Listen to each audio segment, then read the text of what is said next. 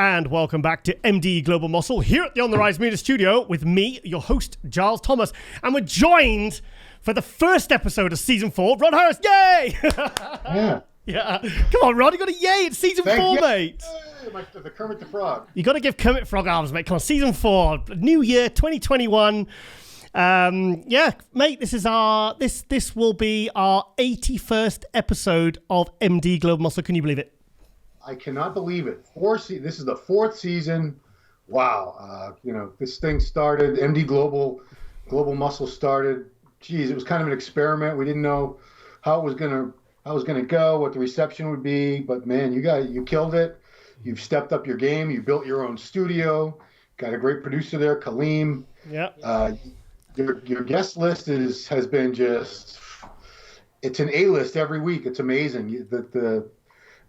I can't even imagine trying to coordinate all those people because, as we know, sometimes they're hard to get to commit and get on the Skype or the Zoom or whatever. Yep. But yeah, congratulations. You've really been nailing this thing. Thank you, Ron. I mean, I remember when because Steve Blackman, obviously our boss at the is back about October 2019, 2018. 18. Was it 2018? We're in 2021 now. I'm all confused. What are we on? It would have been 2018. Sure it was 2018. Yeah. And he said, look, Giles, he said, we don't have an online radio show anymore. He says, could you do like a microphone plugged into your laptop and just talking to? And I was like, I don't know whether that's going to go longer than a few weeks without me getting bored, because me just talking into a microphone, by myself, I just didn't like the idea. So, obviously we developed a little bit and came up with the whole premise for Global and doing it in a proper studio with multi-camera setups. And it's just been a real joy, really. It's been a real sort of highlight of the last kind of how long has it been? I'm trying to think how long. 81 episodes. That's about a year and a half probably.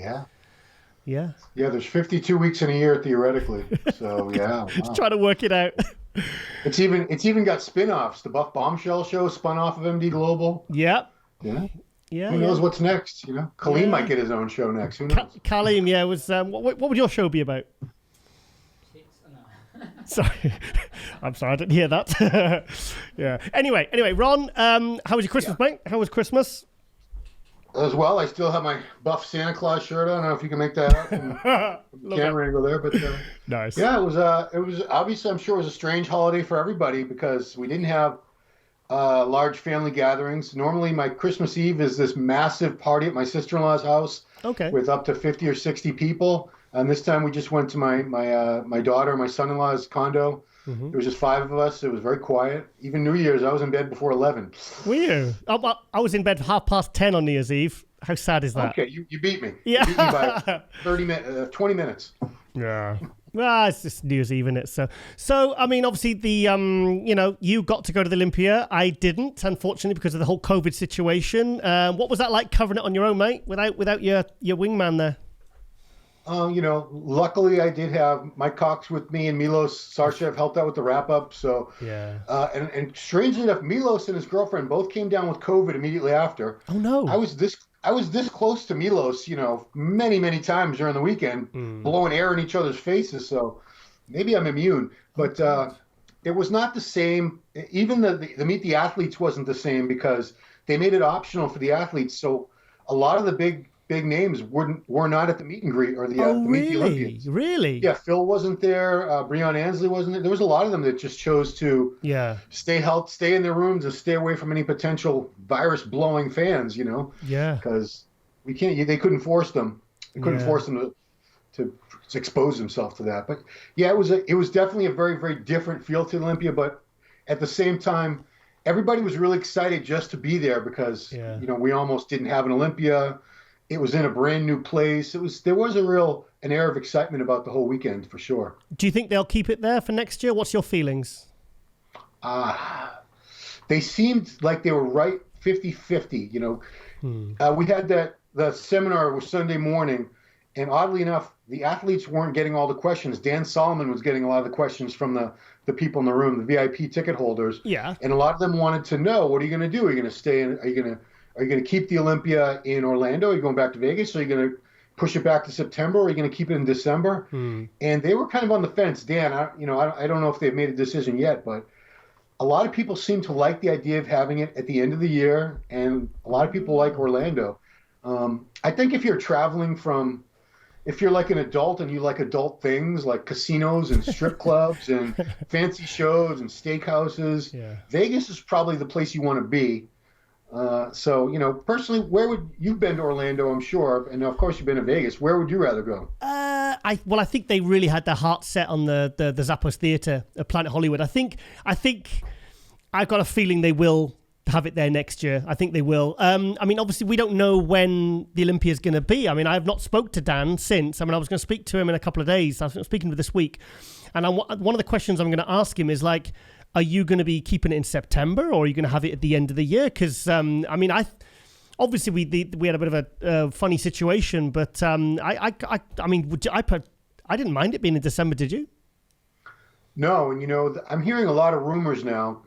I talked to Bob Lorimer at the show about the Arnold Classic, and no decisions had been made, but I'm starting to hear that moving forward, we might have the Arnold Classic every September, and the Olympia every December, which for the athletes, that's actually much, much better. It consolidates their prep so they don't have to drag out two preps. No, I don't like that. I don't like that idea. No, hang on. You can't have the Arnold in September and the Olympia in December. You can have the Olympia in December, but you can't. The idea is they're the two big shows that don't compete against each other, and they are 6 months apart. They should be minimum. The latest I'd like to see the Arnold Classic is May. I was hearing mid-June was a date they were really looking at. Okay. They still needed to confer with a couple of people. Like, I don't think Arnold had approved that yet, but they were looking at mid-June. I think that would work. Mid-June for the Arnold, and then 6 months later, mid-December for the Olympia. That works perfectly. As long as the Olympia's moved kept in December, I think the Arnold Classic in June would be great because they're 6 months apart, and that way they're not kind of, because the thing is, you've got expo companies, supplement companies, they've only got so much to spend, and they're probably going to choose one or the other, not both. Whereas if they're 6 months apart, they're more likely to go to both. Yeah. I think. Yeah. I hope we have expos very, very soon because that was a really bizarre thing. They did have the fan pavilion, which was kind of like a mini expo. I want to say they had about maybe 30 booths, 30 stands, but it was, nothing like the typical setup. But that was missing, that was the strangest thing about the Arnold this year, as you recall, was not having the expo. It really felt incomplete. No, it didn't bother me. It didn't bother me because I told you selfishly, I don't like crowds and I don't like having to walk. I'm lazy. I don't want to have to go here and then I have to be here in 10 minutes and there. So for me, it actually, for doing our job, it works out perfectly. But I know a lot of the fans were upset. A lot of the companies, obviously, because that's where a lot of them launched their new products. And it's a lot of times the fans, that's where they get to meet a lot of the sponsored athletes. And they really look forward to meeting someone they've been following on Instagram or YouTube for years. But we'll see what happens. Also, I spoke to you about, because we couldn't trace Kamal. Yeah, what happened? Yeah, I think he's got COVID, mate. Oh, geez. I think he's got COVID because Flex Lewis is saying, Giles, have you heard from Kamal? He's just completely disappeared. We're concerned about him, and a lot of us are kind of all contacting each other. He sent me screenshots of the messages, because obviously they weren't being responded to. I'd sent Kamal a number of messages, and we were like worried. We were like, well, is he taking the loss really badly, or we just didn't know what to think. So I managed to reach out to a few friends of his, and one of my friends contacted his training partner, and he says, he's flown back. I picked him up. He said he's very, very jet lagged and he's very, very sick. Because apparently after a show, he sleeps for about 2 or 3 days. And I think with the traveling and everything, and obviously the competing, because he literally left straight after Olympia. I think he's having I'm sure they said he was having a COVID test a few days ago, because he was really, really, not, because Flex said he spoke to him and he said he sounded like shit. He said I'm gonna have a COVID test because he said I don't feel right. He said I normally get jet lag, but I don't normally feel quite this bad. So fingers crossed he's okay, because it's what an end, It's I just want him to be okay. He's our friend, Yeah, I think he could have. I don't want to disparage Kamal, but come on, Kamal, you could have just 2 seconds say, I'm okay, guys. Yeah, I'm sick. Talk to you later. Something like that. Yeah. That's all. Come on. Yeah, maybe he was delirious. I don't know. Maybe he had a fever and he was in bed, and because his phone when I'm with Kamal, his phone is going non-stop. Oh, sure. So what's your feelings on? I've not spoke to Phil. What's your on Phil Heath? Do you think he will compete again, or do you think that is it for him?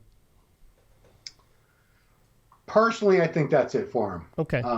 I think he made a valiant effort, did his best, but it just wasn't the same Phil. And I don't know. I'm sure he did I'm sure he trained incredibly hard, dieted. I'm sure he did everything 100%. I don't think it was any lack of effort or willpower or discipline, anything like that on his part. I just think for whatever reason, his body just wasn't cooperating. The back was a little bit downsized. The chest was a little downsized. The midsection as the posing, Steve Weinberger worked these guys like. Did he? You saw. Mm-hmm. My God, it was just brutal. They had to stay up there. I want to say Phil at some stretches of the judging and the confirmation round, it was probably a good 15 minutes on stage with no break. Oh God. Yeah, it was just because he'd call out, Phil, Brandon, Rami, Bonac, the top 6 guys. They'd go all through all 7 poses. Then he'd move one guy, do it all over again, move another guy all over again and again. And it was just the repetition was just driving me nuts. Do you think the posing 3-time daily posing sessions with Dennis James helped Rami? Because I heard he was the first into the pose and the last out of the pose. There was no shaking. Was he really fighting for it? Oh, absolutely. I've never seen, I've seen Rami compete probably about a dozen times now, and this is the most confident I've ever seen him. Oh, wow. And I think because Dennis posed, he would get him out of bed and make him pose for 40 minutes.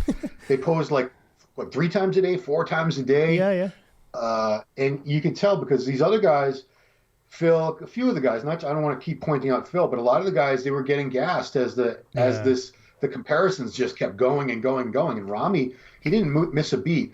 And you know what? I like that idea of what Dennis James talks about being the first in the pose and last out, because you do get more time to show the judges your pose.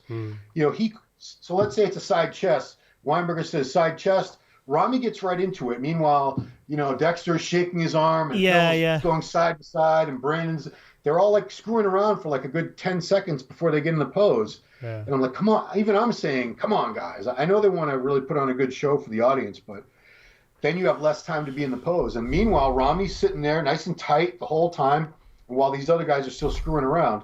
I don't think it made. I think he would have won regardless. But the presentation, this was a totally different Rami. I've never seen him so polished, so confident, just a really good stage presence. It wasn't an arrogance. It was just a confidence I've never seen. I think he knew this was the best he's ever looked. He finally got that look that we've all been waiting 7 years, 8 years for. 7 years. 7 years. The two things for me that always felt like held him back from, for me, being a real contender for a future Olympia win. For me, it was always because the side chest, side tricep, side shots are fantastic. They've always been great. Rear shots, very great. His calves used to lack, but the glutes, the hams, everything, it's more top to toe. That means his riddle bicep, rear lat spread's good. He's very complete in that pose. But for me, it was always those front shots because his waist, because people always used to say about his front lat spread being so great, and I was thinking, but the waist is too wide for me. The frontal bicep, the ab and thigh, for me, that was 3 poses he instantly lost. But I saw a picture of his front lat spread, and there was an actual proper taper, small waist, wide shoulders. I was like, how he did what Rowley did in 2016 and really brought the waist in. And also the other thing was the separation in the legs. So were those, in your mind, were those 2 things completely fixed now? I think they could be better. I still don't see. Right. I want to see with his legs. I want to see more separation. That sartorius right up where it inserts the quads insert up into the hip there. I want to see that nice and delineated. Mm-hmm. I'd like to see even more details in the quads. I always want to see more because they can always. And I think he can get better. I think he hasn't tapped out his potential yet. And I was listening to Chad Nichols talk about prepping him. And the difference was, he didn't want to knock the Kuwait crew or the Camel crew or who was his coach, Oscar or Abdullah? I think it was Abdullah. It doesn't matter. Can't remember. He just said, he feels like they didn't want to see Rami suffer. Like they didn't want him to be starving and exhausted. and they wanted him to be big and full and 315 pounds. So they would never take his carbs that low, and they wouldn't have him do 2 hours of cardio a day. But Chad used to do that with Ronnie all the time. Chad would put Ronnie on like 0 carbs, 2 hours on a step meal every day. And so he had Rami doing that, and together with Dennis James in the gym with him and posing him, what a winning combination. I think he needs to do that every year. I'd like to see him next year, 6 weeks in Phoenix, Arizona before the Olympia. Oh, right. Well, it's funny because if you remember the episode I did with Dennis James back in September on Global Muscle, and I was saying to him, and then Dennis James, he says, well, I know that Rami's back in Egypt. He said, I'm telling you, if he's back home in Egypt, he ain't training hard. He says, I might actually call him. And at the end, he says, I'm going to call him now. I'm going to tell him he can come. I put it on the MD Instagram the other day. And he said, I'm going to call him and I'm going to say he should come out and stay with me and we can, camp DJ. And we'll just, and I'll make sure he's got everything he needs and he's relaxed and he's supported. And that's exactly what happened. And I was so happy to see that the end result. I mean, it's what we've always wanted to. We've been so frustrated with Rami. Like, even in 2017, I'll be honest, I didn't have him second. I had him third or fourth. I had Bonac ahead of him. I didn't think he deserved second. I had him maybe, like I said, about fourth place. So to see him, come in and it's just all those areas addressed, the calves, the waist thickness, the leg separation and the detail and the actual real conditioning. I was so, so happy to see it. And also, we spoke about it on the 2020 year review the other week, was that Ronnie Coleman, I said to Ronnie texted me and he says, I think with Chad's help, he could win 4 to 6 more. What do you think? Yeah. I mean, really? Think about it. Who's out there right now that could beat him right now? Do you think Brandon could take it back?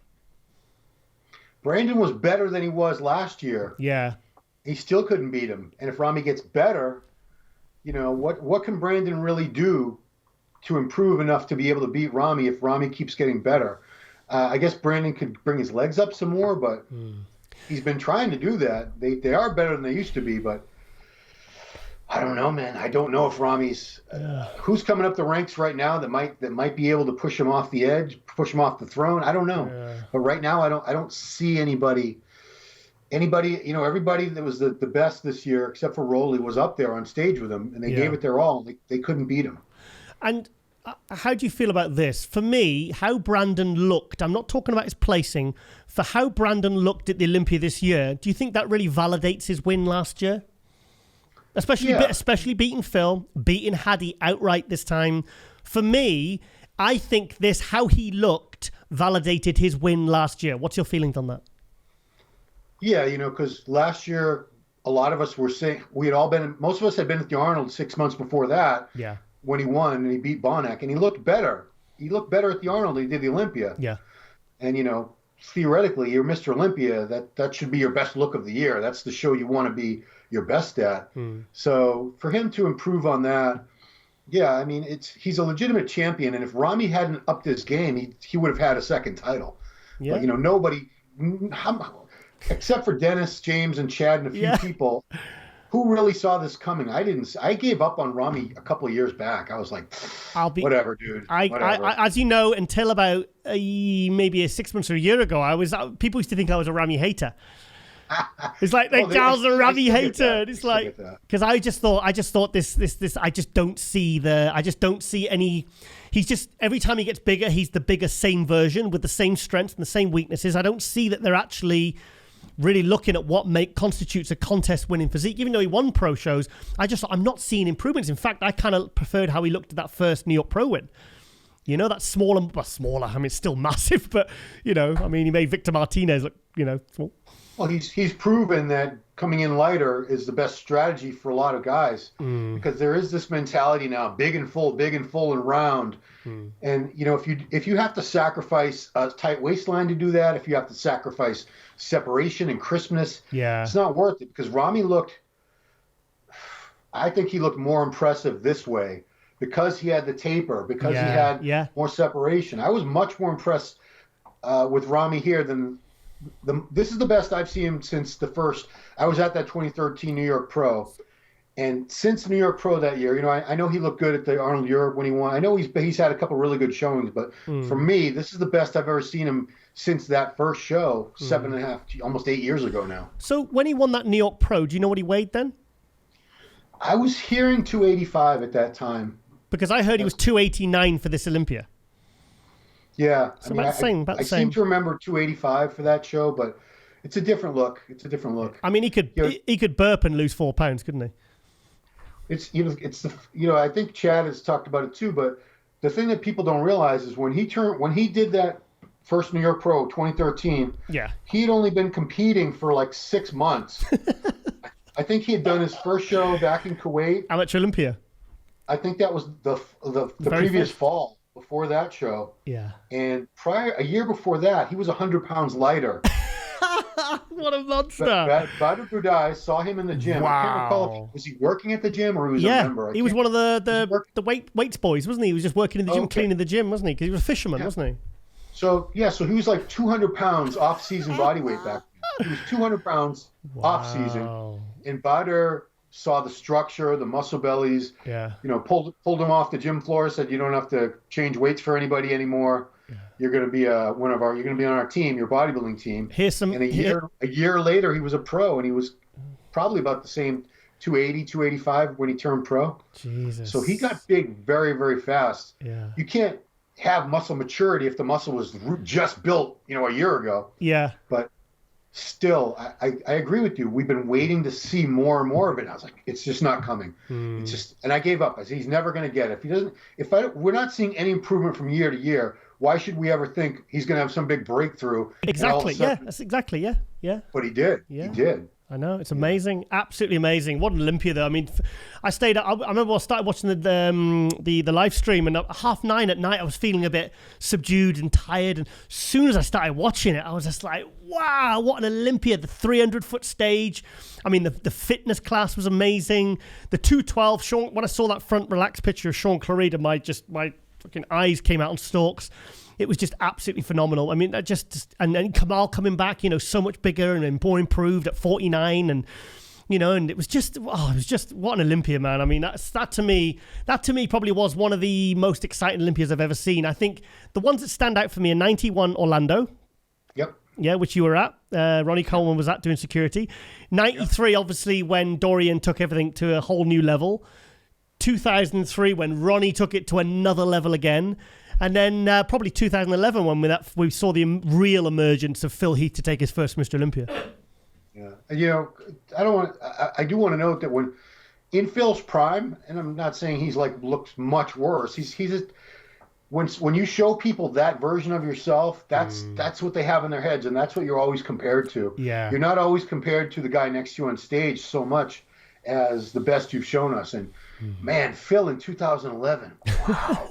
He was damn near perfect. That was one of the greatest physiques I've ever seen in real life. Phil Heath, he came out. They did the silhouette thing back then with the backlighting, and he was coming down those stairs, silhouette. Everybody in the place was just like, he wins, and he wasn't even in the light yet. Yeah. As soon as he stepped down those stairs, everyone was like, game over, everybody. See you next year. Phil Heath. I was at the 2010 Olympia, and I had Lee Haney sat behind me, and I 100% had him winning that one as well. I mean, I really did. I mean, but then 2011, I wish I'd gone to that one. That was the one I wish I'd gone to, because I didn't go again till 2016, and when he won, was it Dexter or Roden that was second that year, 2016?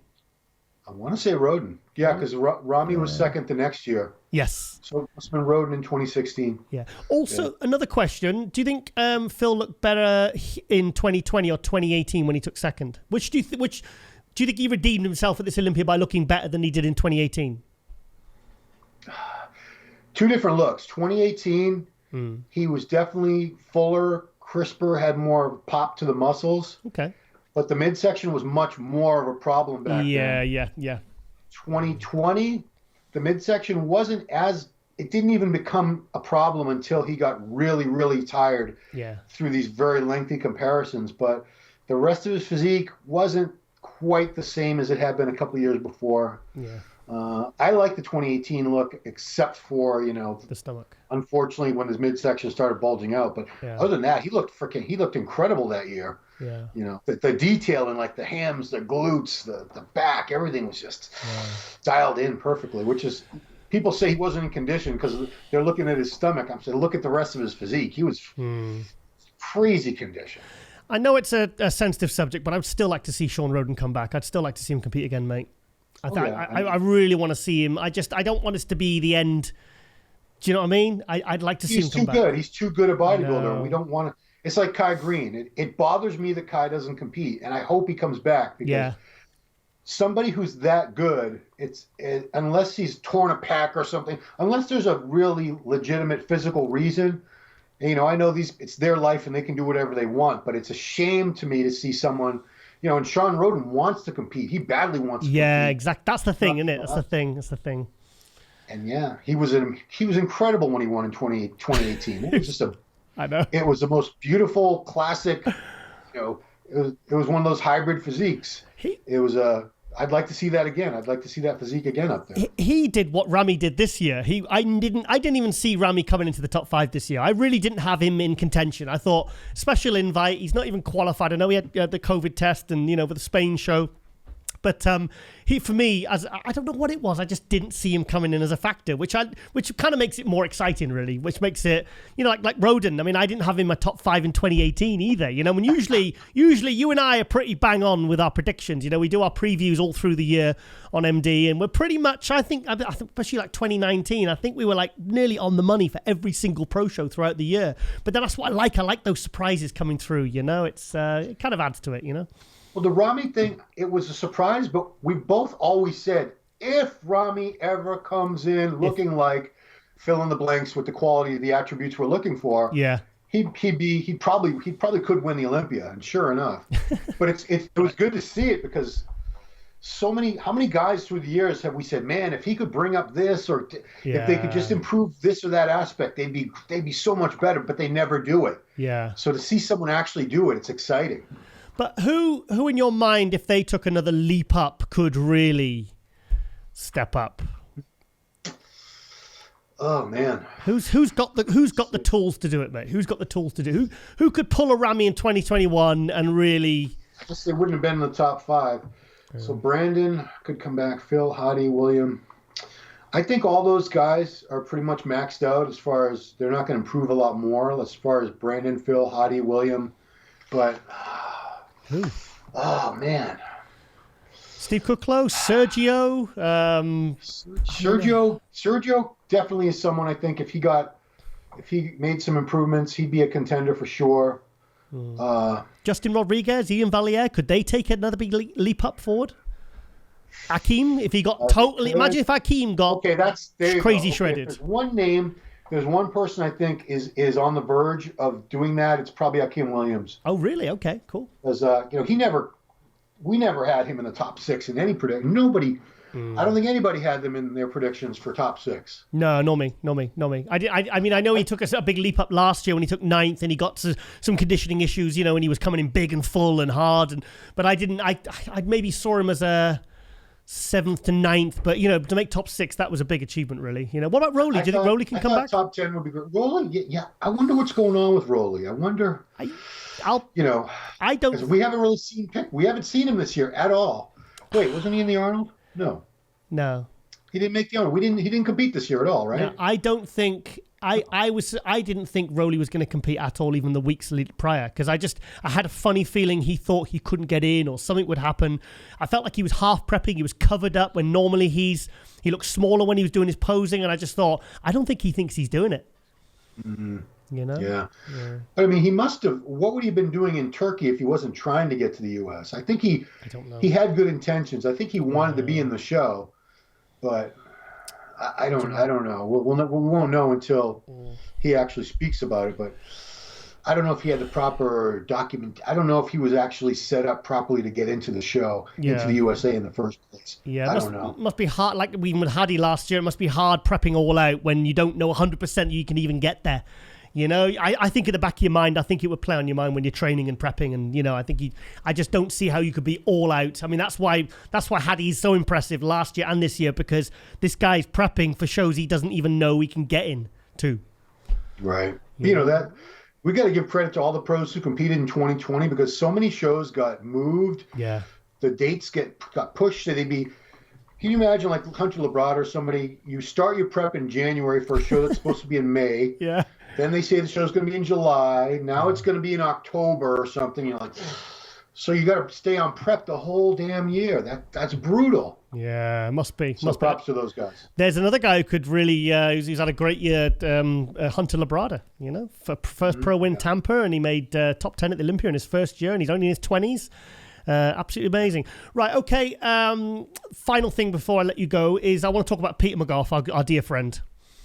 Yeah. This was a huge. I know we knew it was coming. Obviously because we knew the circumstances with his failing health, with the fact he'd been battling cancer for 9 years now. But it was still a big loss, wasn't it, Ron? It's that was our last connection to a whole era of journalism, of bodybuilding. He was pretty much the voice. We call Bob Cicherillo the voice of bodybuilding, but in that era where magazines were our only means of finding out all the information about getting to know the athletes, contest coverage, because there was no internet, Peter was a man who really brought all of that to life for us.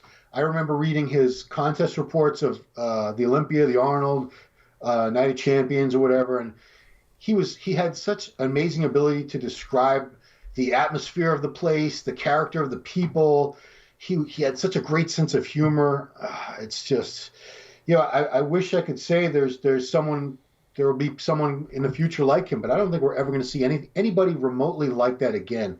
He was a unique combination of talent, personality, just such a good person. I I know you knew him a lot better than I did.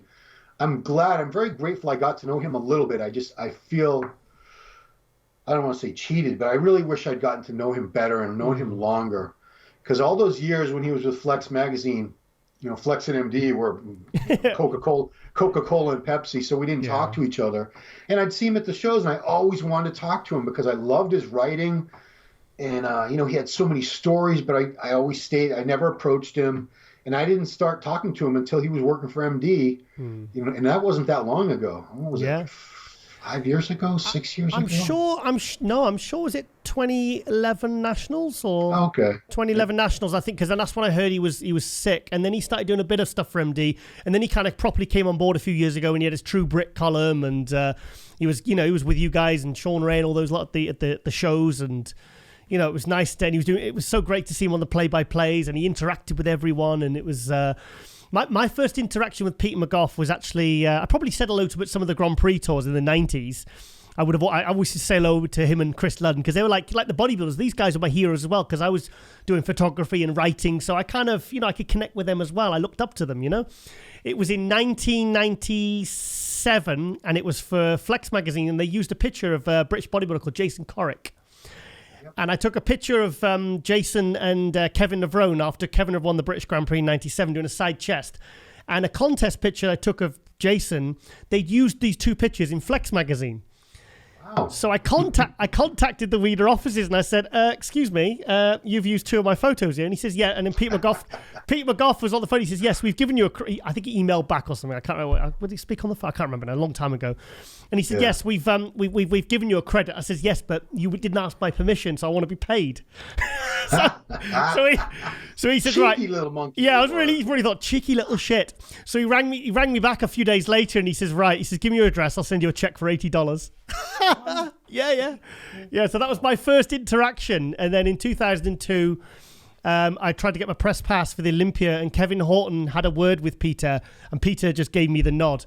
And so I got my press pass for the 2002 Olympia. I was backstage with Ronnie and Kevin and all those lots. So I've got Peter and Kevin to thank for that. So it was just it was a huge loss, and we're gonna miss him. I'm lucky I got to stay at his house after the 2017 Tampa Pro, and we stayed up till midnight. Was it drinking red wine, eating pizza, and he was doing all his Joe Weider impressions, and it was wonderful to get to spend some quality time at his house at Fort Myers, isn't it? Fort Myers. Yeah. Fort Myers. So he will be missed. I mean, there are not many of us on the media side of this that once we're gone, people will forget about us shortly after. But he's one of the few who was an iconic character, which you don't see in writers very often. People just look at the pictures for the most part.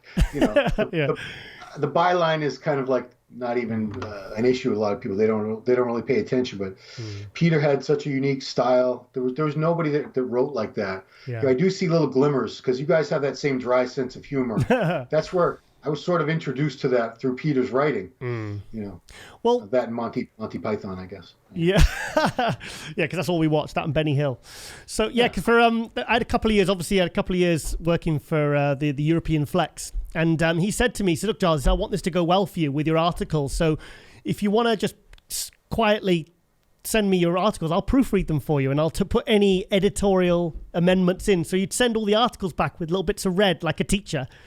And he'd say, like, and all those little tips he gave me, they've really stuck, and I've carried it on, little secrets and little look, you do it like this, and how you structure this, and subheadings, and it was very hard. It was always somebody that always paid it forward, and supported me, through the good and bad times, and and I'll always be thankful for that, and always appreciative, and of course, heart goes out to Anne as well, who's been by his side, all those years, and.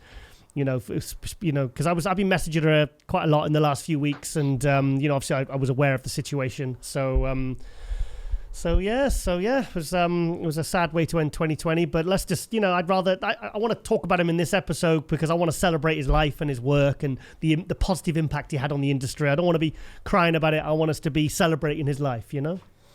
Yeah, I mean, I remember something he wrote. He was doing a report of one of the first time he saw Arnold compete, and I want to say it was like the 1970 NABBA Universe in London or something like that. Yeah. And it was, he would tell you how he was dressed, and everyone had these, he described he had a way of setting the scene that really made you feel like you were there. Which we didn't have YouTube, we didn't have all these things that Instagram, so. We relied on his prose for many, many years, and he did such a bang-up job with it. He was the best, simply the best. Yeah, it was absolutely the best. All right, then, Ron. I've got a guest in 7 minutes, so I'm gonna have to love you and leave you, mate. But that's okay. Sorry, it's an Olympia champion, so I'm sure you won't feel bad about it. Right on. Cool. We'll have a great interview. Yeah, thank you, Ron. Thanks for having me on. Yeah, thank you. Congratulations on season 4. Season 4. Congratulations on the Buff Bombshell show. Thank you. The Olympia tours, everything. You've got a lot of irons in the fire, as we say, and you're making things happen out there. Thank you. And it's only another 19 episodes, and we're episode 100 of MD Global Muscle. Wow. Do you get a free T-shirt at that point, or a mug? Or I actually have a On the Rise Media mug actually now. With Kaleem's got his own one as well. Oh, fair enough. Yeah. That's all you need. Cool. All right, then, mate. This has been wonderful. Thank you so much, Ron Harris, MD online editor, my good friend. And I'll speak to you very soon, mate. All right. Peace out. Yeah. Thanks, Ron. Take care, mate.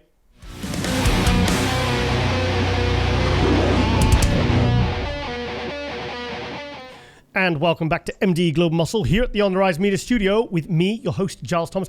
And we are joined for this Peter McGough special tribute, Kevin Levrone. Kevin, thank you so much for joining us.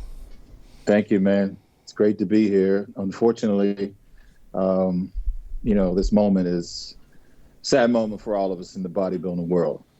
Yeah, it's. I mean, obviously, we like I said when Dorian was on earlier on, I said, I think we knew this was coming, and it was amazing that he kind of went on and fought for as long as he did, when he was diagnosed. But, I think I just want to kind of celebrate the man, the achievements, the effect he had on all of us. What he did for the industry, what he did for you, what he did for me, what he did for all of us, and I just wanted to really pay homage to one of the true giants of the industry. Yeah, I mean, Peter McGough, he brought who I was to the world on paper in order for people to get some kind of understanding of the personality of Kevin Levrone. I met Peter in 1992 after I got second in the Mr. Olympia. I was invited to go on a tour and compete over in England. Was one of our first stops, and I think it might have been Manchester where I ran into him backstage at that show. Birmingham, Nottingham, one of those places. Nottingham. Yeah. I believe you might have been there. If not that year, it was I was there. A year later or something. You were there. I was there on the right side in the third row, mate. I was screaming when you posed to Michael Jackson Jam. Yeah. And backstage, Peter had come up to me and he said, I find you interesting. And Joe Eater wanted me to write something and submit something to the publication, because at that time, I believe Peter was freelancing. Mm-hmm. And he opposed that to me. And right there, I said, sure. So we did a slight interview backstage.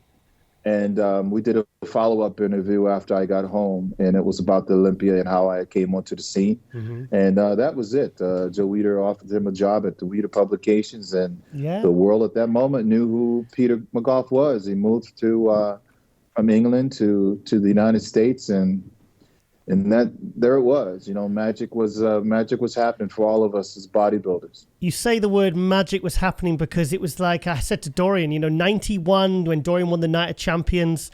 Then he went and got second at the Olympia. You just won the Nationals in 1991. You went into your first Olympia in 1992, came second. Peter was just starting to get, he basically had the call from Joe Weider, and his career was taking off from a small UK magazine to like, okay, now you're the editor of Flex. All three of you were really kind of, that was the year, that 2-year period where your careers just completely exploded. Yeah, and it was all due to Peter's talent and his gift to be able to express what we were feeling and express what he was seeing. And asked us the right questions, and he was able to take that and form that into a story on paper that absolutely connected us with our fans, and it opened the fans up to our personalities, each and only separately, and he was able to do that, to draw out the best in us, and to present that regardless of their personalities. I had Peter on the show back in the summer, and I talked about you. And he said the thing about Kevin is, he says he ends up interviewing you. That's what he said. Yeah, we had some great moments, man. It was like, talking to him was like what we're doing now. It really wasn't an interview. It was just a conversation with someone who you really connected with, and having that true awareness within in that moment. It's hard for someone to pull that out of an athlete, especially when you're right there, coming off stage and preparing to go back on stage, and right in the middle of everything happening. Yeah. He was able to capture that on paper, backstage. He was there backstage. So he would ask us questions, passing through, and in the heat of the moment, we would stop. So he was that kind of a person who just captured everything and brought it out on paper. And it was amazing.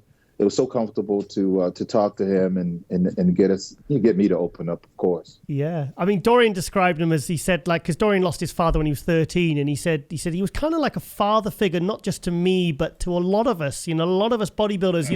Your career was just starting, and you're kind of in this new kind of crazy world. You don't know who you can trust, you don't know who you can rely on, and yet you had this stable. Like Dorian said, he said Peter was always so calm. He said in such a crazy sport, he was always so calm and so measured. He was always kind of like consistent, and he was always there for us as a father figure, not just as a writer. Yeah, absolutely. And the thing about it, I was like, why do you want to do this? I'm like, you don't even work out, and he didn't work out. He says, I just find it fascinating. I think each one of you guys are so fascinating, and I enjoy writing. And he's just, I've never seen anything like it. So he was drawn to us as well as of us being drawn to him, and it's going to be a great loss. We certainly miss him. I have articles. He did my first Flex magazine article was written from Peter McGough. Oh, wow. That's fantastic. Yeah. So I can't where to start. I mean, it's just, I can't imagine I can't imagine what it was like on those Grand Prix tours. So when he interviewed you, would he use like a paper and pen, or would he use a dictaphone, or what would he do in the old days? No, he had his recording there. Okay.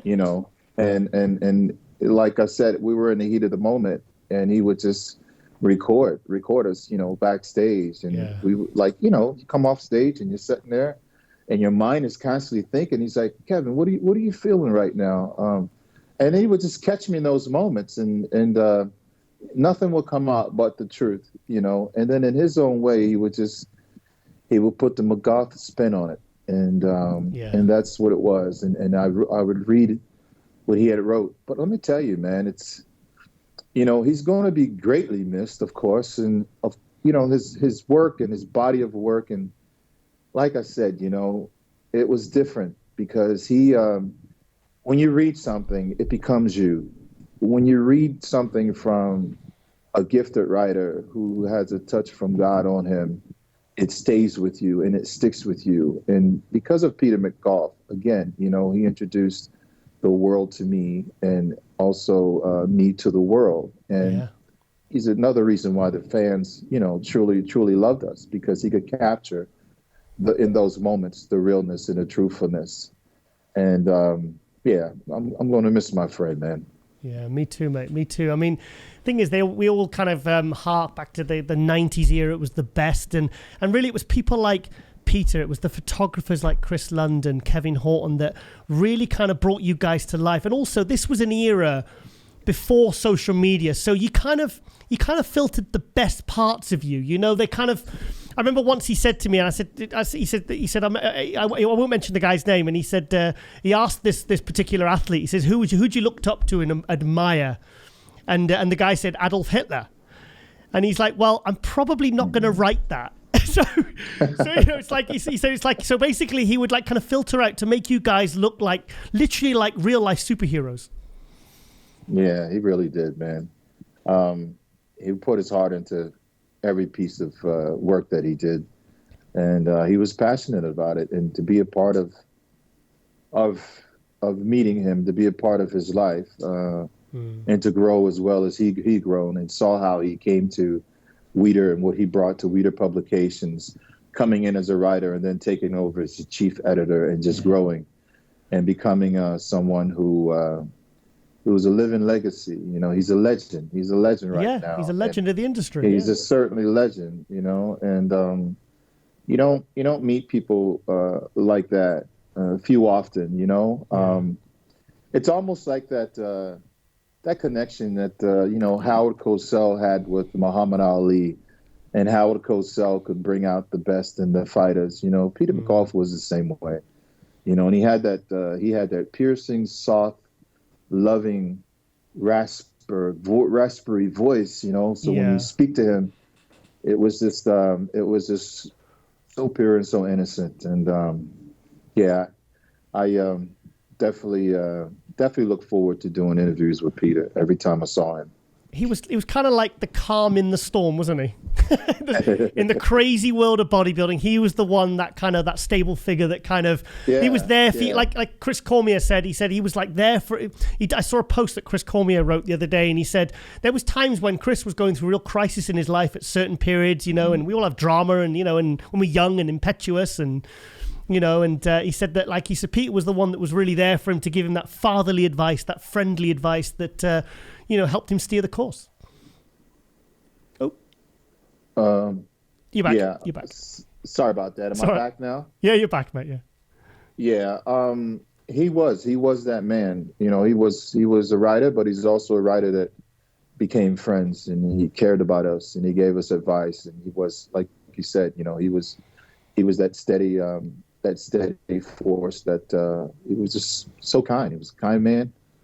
Talking about him as a man, he had a heart of gold. I've never heard him say anything negative or anything unkind about anybody. None of us, I think it's safe to say that Joe Weider had a very good eye for talent. Didn't he? Yeah, he certainly did, man. And that door opened, and Peter just ran through it, and brought his gift to Weider Publications, and just helped many more magazines sell and grow around the world. I used to love he had that one column in the magazine he would write too, Hard Times. Yeah. Right that. Yeah. Remember that column? Yeah, it's the first thing we all went to, Kevin. Yeah, it was the column, man. And so he has a lot of great ideas and things that nobody had never done that he brought to the publications. And those are things that we miss nowadays in the time that we're living in, with social media. What was the best piece of advice he ever gave to you?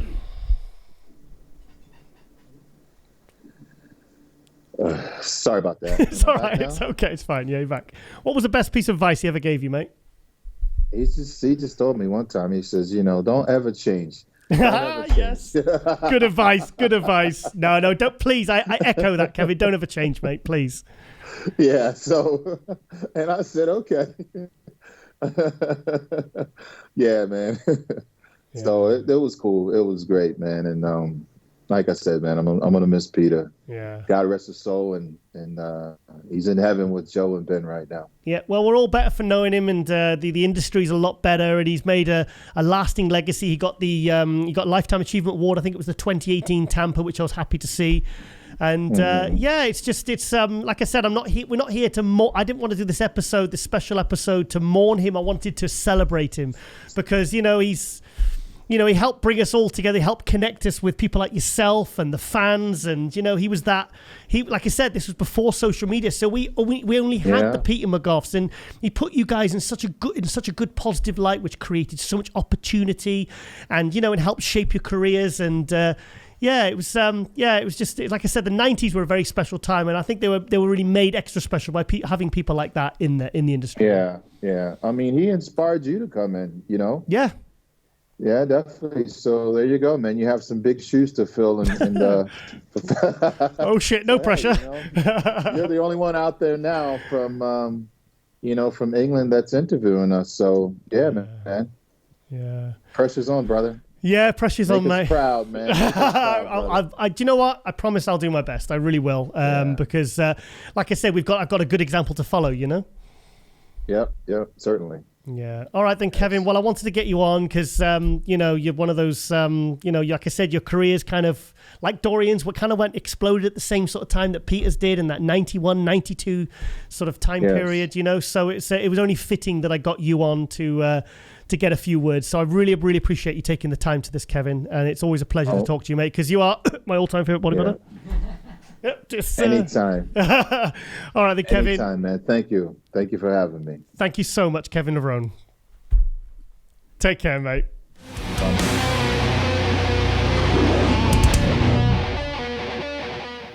And welcome back to MD Global Muscle here at the On the Rise Media Studio with me, your host, Giles Thomas. And we are joined for this Peter McGough special tribute. We've got none other than Dorian Yates. Dorian, thank you so much for joining us, mate. No problem, Giles. Bit of a strange location.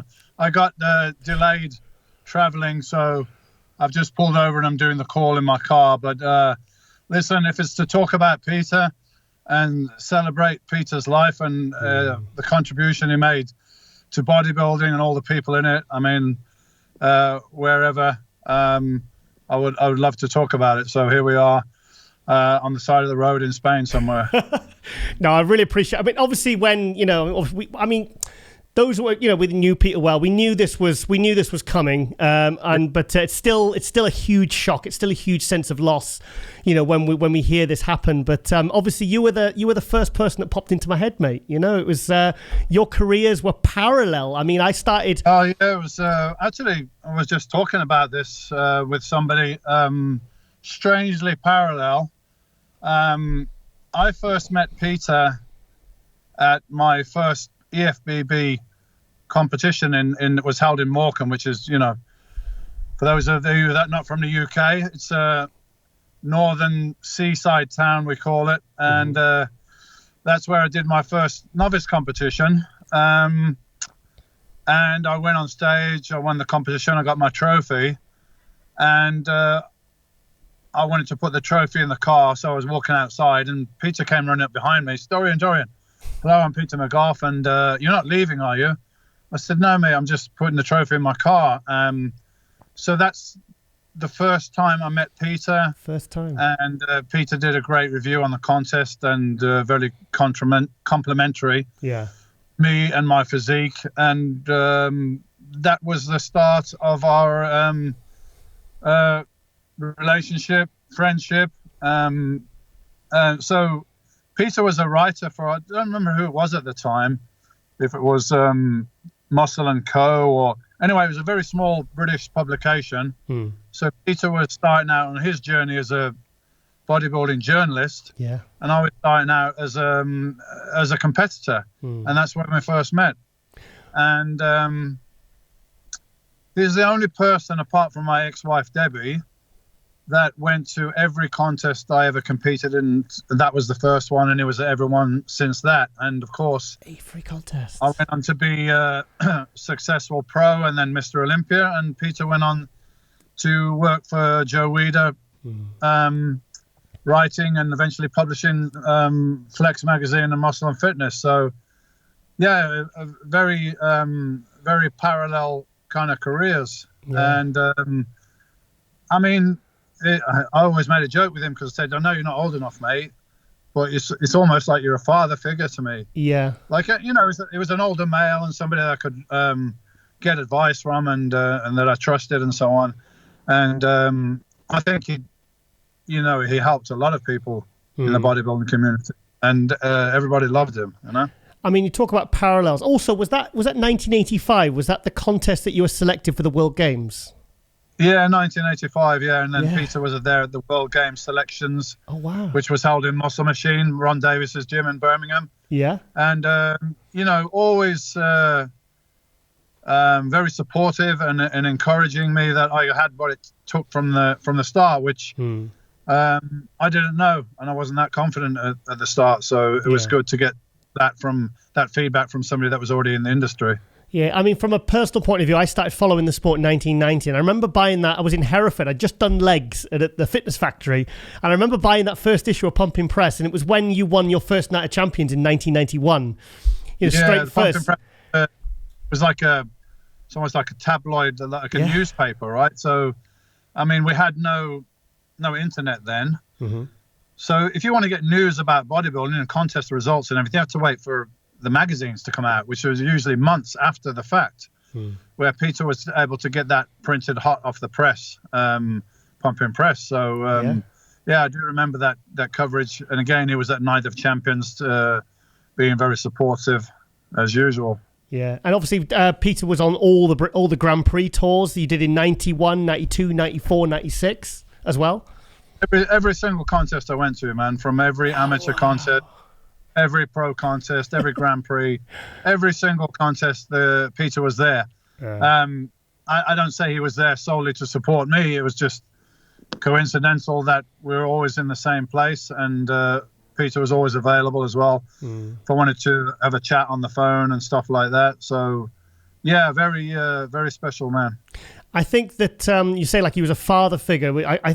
I saw that you two had a very strong bond. I could tell by the way he wrote about you, and when he spoke with real affection and real kind of support for you, and obviously his career kind of took off in 92 when he got recognized by doing that Pumping Press, and you sending them out to Joe Weider. You became Mr. Olympia in 1992, and it's like both your careers just kind of grew, like you said, in parallel. Him as a writer, and you as a Mr. Olympia, like the best in the world. Yeah, absolutely, man. I miss him. I wish he was still here to talk to, but that's life. We have our, have our time, and we move on. But yeah, and I kept in touch with Peter, not as much as I would like to now. You always have some regrets when somebody passes away. You wish you spent more time. You wish you spoke more and so on. But we did speak a few times a year, and kind of helped him out, pointed him in the direction. He was using some cannabis medicines and so on with his illness. Okay. So I hooked him up with some people in the States that could help him with that. Yeah. So yeah, we did chat through that period, but I'm regrettably not that great in keeping in touch with people. But very special person in my life, mate, and really truly missed. Yeah. It was nice to see him in your Generation Iron documentary as well. I thought that was really fitting that he was in that. Oh, he had to be, mate, because through all that time, as I say, not that we lived in each other's pockets or anything, we lived our own lives, but we always kept in touch.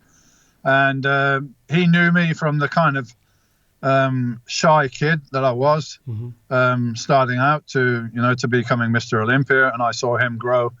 I saw his belly grow as well, by the way. Because Peter was very slim when I first met him. He was a long distance runner, I think. Yeah, that was his thing.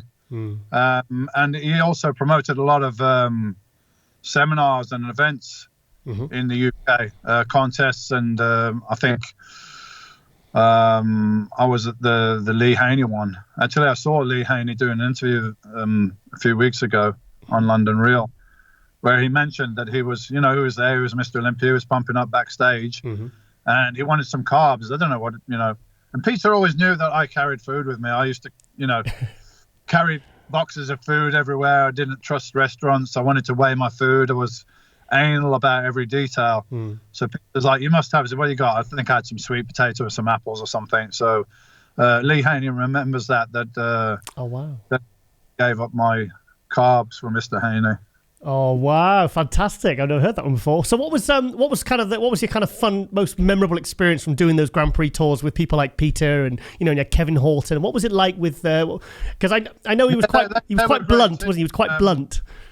They were a great team. Peter was very just so really calm all the time. He just seemed to be very calm and talking to him make you calm. And then you had Kevin Horton, there was a photographer. They used to work together, and Kevin was kind of like a bit of a Cockney wide boy a little bit, a lot louder than Pete and everything, but they made a great team working together. So many memories, mate. I remember the one I was recalling today was after the 94 Mr. Olympia, where I was not at my best. Actually, I was a little sick going into the contest. I don't know what was going on, but I was a little sick. I got home to UK, and I was due to do the Grand Prix a week later, which usually was 3 in a row, like Friday, Saturday, Sunday. So I had Spain, Germany, and UK, I think it was. Anyway, couple of days before, I was going to fly over to Spain, and on the way down to the airport, I got very sick. I was vomiting, and I called Wayne DeMille and I said, what shall I do? I don't feel good, man. And he was like, look, go home, rest, see how you are, and we'll discuss it. We discussed it back and forth, and I said, look, I don't feel very well. I still got diarrhea and vomiting. I don't know what it is, but it's not ideal. So maybe under these circumstances, it's not good for me to compete. We kind of mutually decided that I would still go, but I would guest pose at these events instead of competing.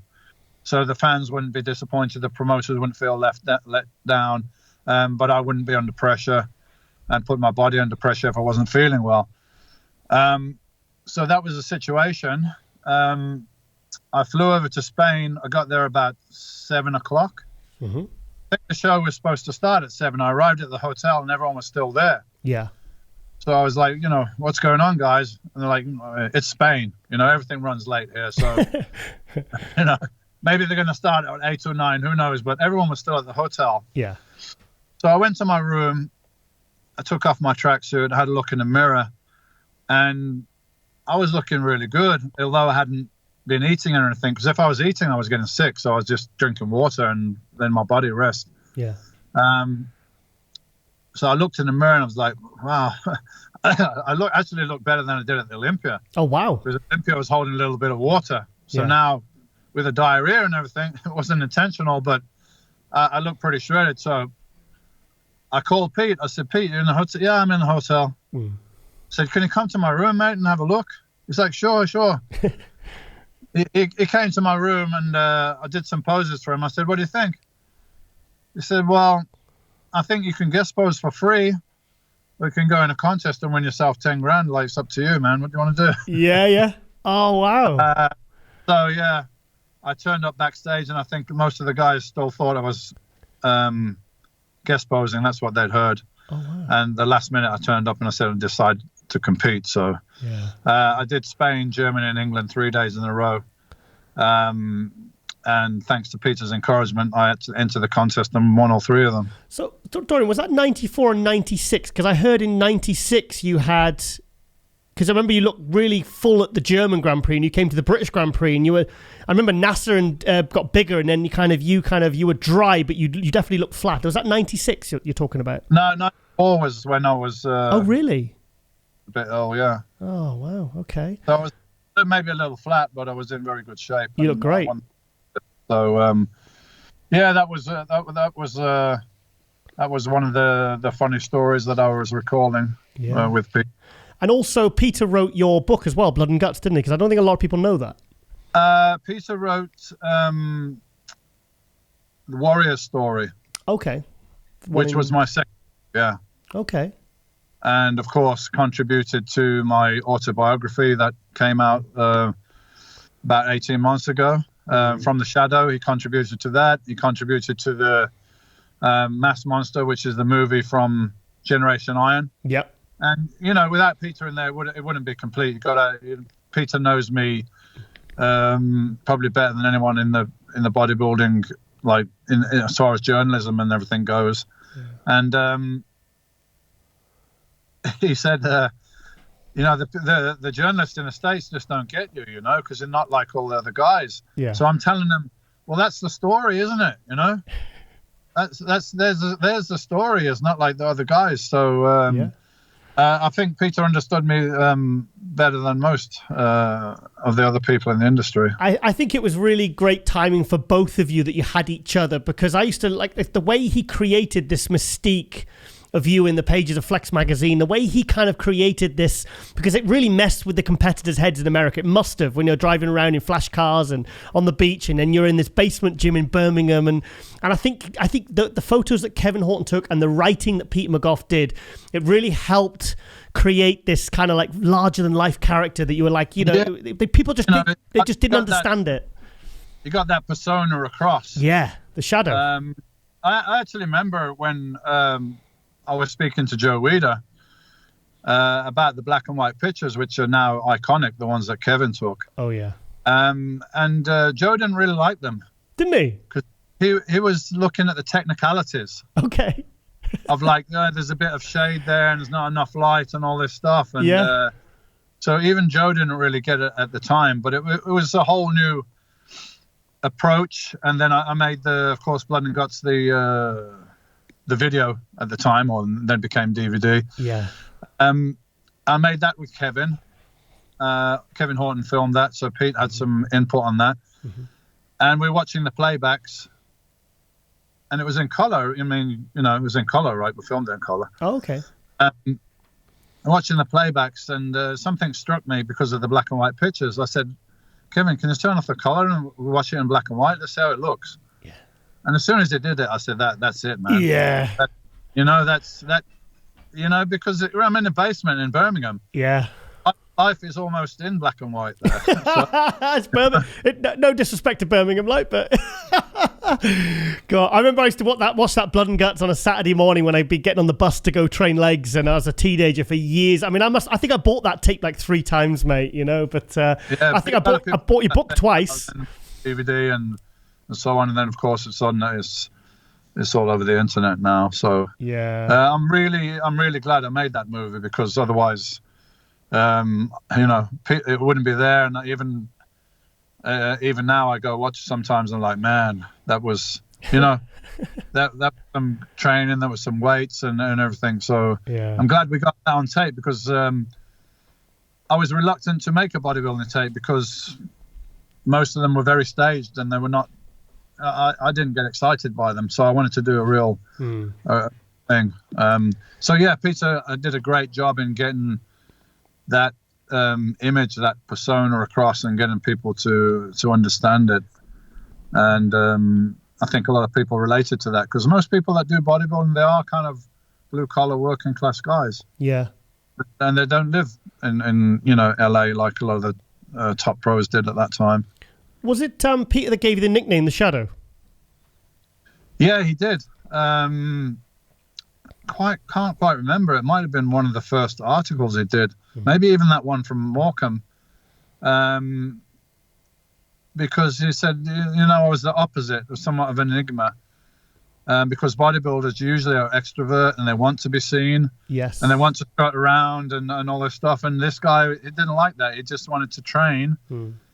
And then come and compete and disappear, and there's kind of a mystique about that, and it was different to everybody else. So he came up with the nickname The Shadow, because the shadow comes and goes, it's kind of mysterious. And the funny thing was, like, when I first read it, I was like, that's weird. Because when I was a kid, I had a pony called Shadow. That's right. Yeah. So there's like coincidences there along the way. Yeah. Okay, one final question, Dorian, because I know you're parked by the side. I don't want you getting a ticket, mate. What was the best piece of advice that Peter ever gave you then, given through your entire career? Wow, man, that's too hard to answer because it was always there. There's so many occasions, but I think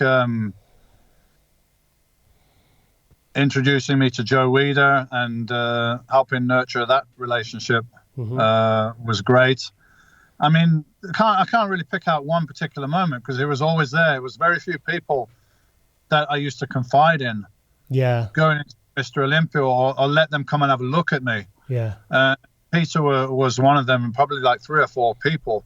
So Peter was always there as a calming voice, and he'd be one of the few people that come to my room before the show and come and have a look and everything like that. And just a great guy and a kind of a mentor and advisor and a friend. That's there's a big hole. There's I don't think there's anyone in the bodybuilding industry, the journalism and so on, that's universally respected. 100%. And, everyone's got their stories about Peter that that I don't know. Chris Cormier told me that Peter was there for him through some very tough times. Yeah. And I'm sure he was there for a lot of people. That was just the kind of guy he was. Yeah. Well, I think he said to me when I stayed at his house in 2017, he said, I like to pay it forward. He said, I like to help people. I like to, allow people to have the opportunity that I had potentially, and I think he was just, like he said, I think he was like a father figure to the industry. He was, Yeah. So it was just... Of course, I grew up without a father. I lost my father at 13. So right, yeah. I guess you always kind of look to older guys for mentorship and advice, whether you're consciously aware of that or not. So Peter was always a guy like, what would Peter say or what would he think? It was always, I never saw him, maybe one time I saw him upset with somebody, but the whole time I knew him, he was always very level. Yeah, good. Dorian, also, when did you get back to, because you were in the UK over Christmas, weren't you? How was that? Yeah, I came back on New Year's Eve. Okay. So, yeah, it was nice. I saw Lewis, my son, Tani, my daughter, catch up with a few friends. And, the weather wasn't great, obviously. And Yep. Not much to do because everything was locked down.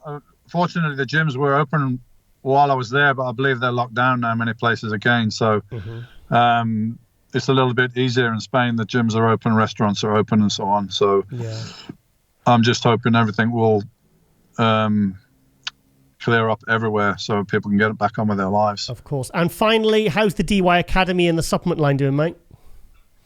Yeah, we're doing good. DY Academy is my online coaching site, so you can get advice from me. You can get your diet and you can chat with me and so on. And I do my best to help people achieve their goals. And actually, most of the people on the academy are not competitive bodybuilders. They're just people looking to put on some size or lose weight and everything. So the knowledge I have from bodybuilding pretty much can help anybody achieve their goals. So that's going great.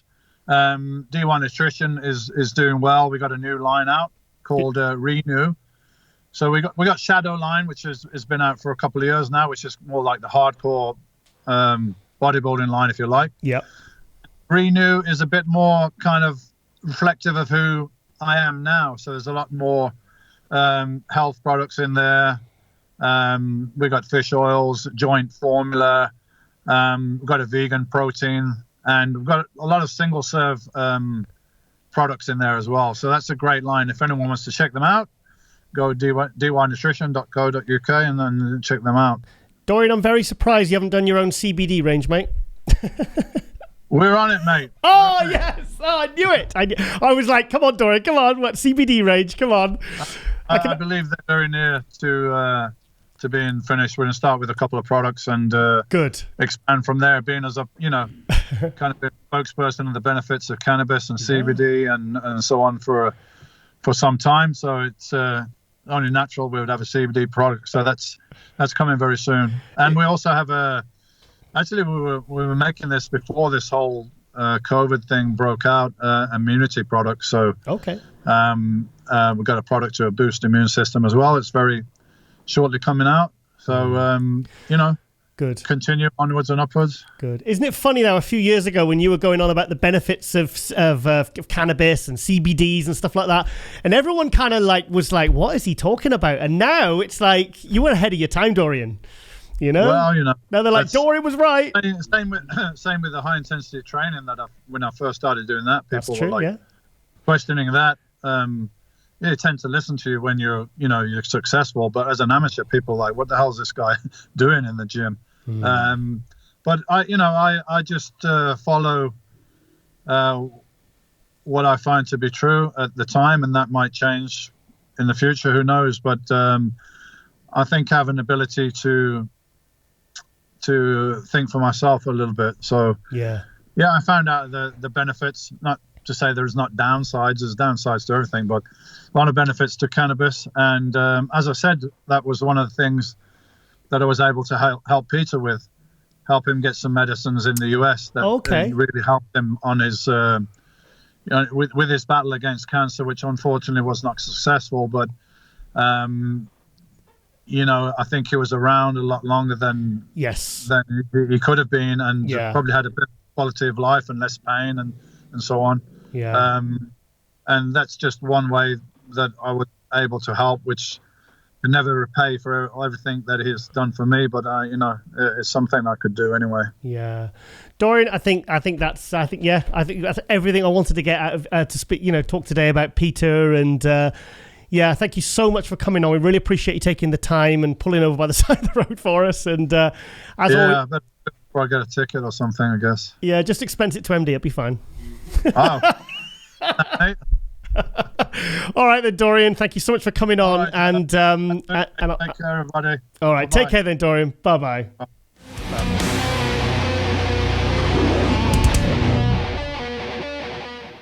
And welcome back to MD Global Muscle here at the On the Rise Media Studio with me, your host, Giles Thomas. And we are joined for this Peter McGough special tribute episode, Chris Cormier. Chris, thank you so much for joining us.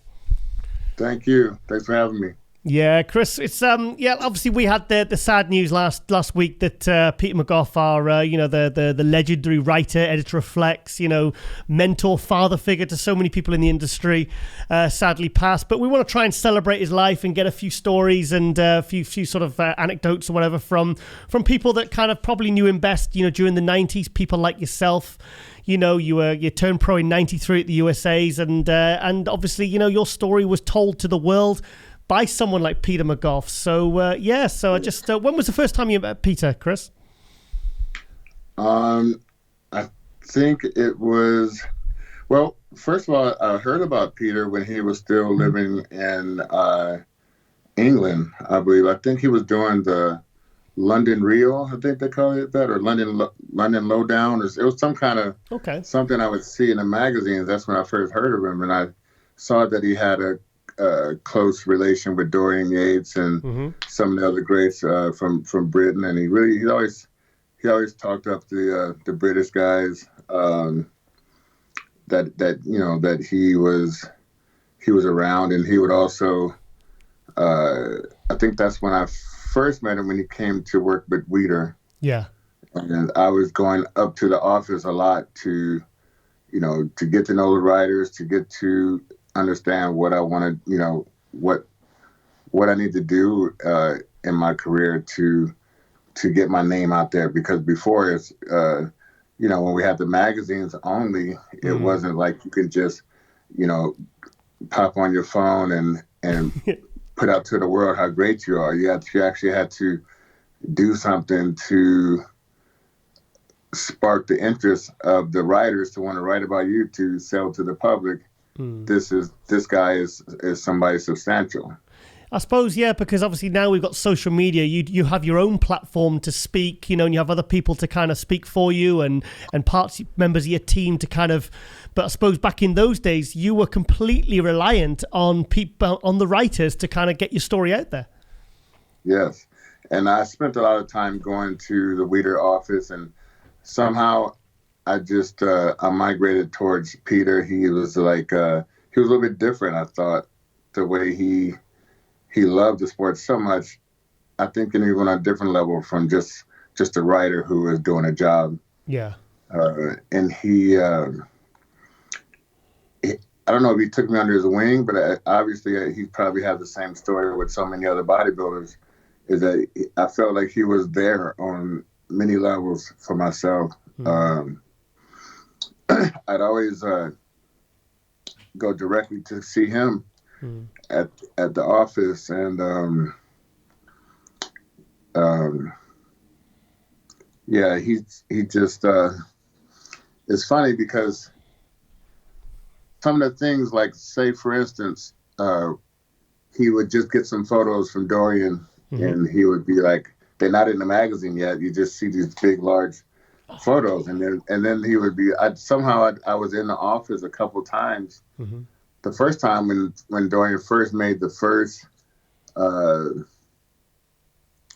progress photo, if you will. Yeah. And it was like 5 weeks out, and he was raving about, man, look at this guy, man. It's like, it was like the first one that came out.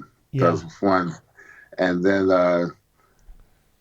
and I was like, damn, like, I got to compete against this guy. And, it's I remember the first time, I was just there, but then I was actually there the second time. Yeah. When Dorian sent in the other ones when he improved more. Oh. But he had the black socks on. Yeah. What was that like? I mean, because that was 93. So you probably weren't even pro by this point, or you just turned pro at the USA's, hadn't you? I wasn't. Yeah, I just turned pro at the USA, but I don't think I was pro at the first time, because that was 93 also. So I was just like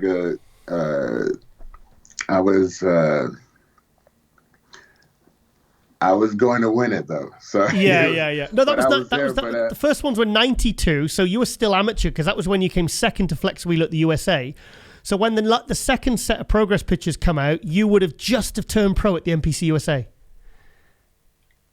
Yeah, so I was training partner with Flex, but I already knew Dorian because we met after he took second at the Night of Champions. Okay.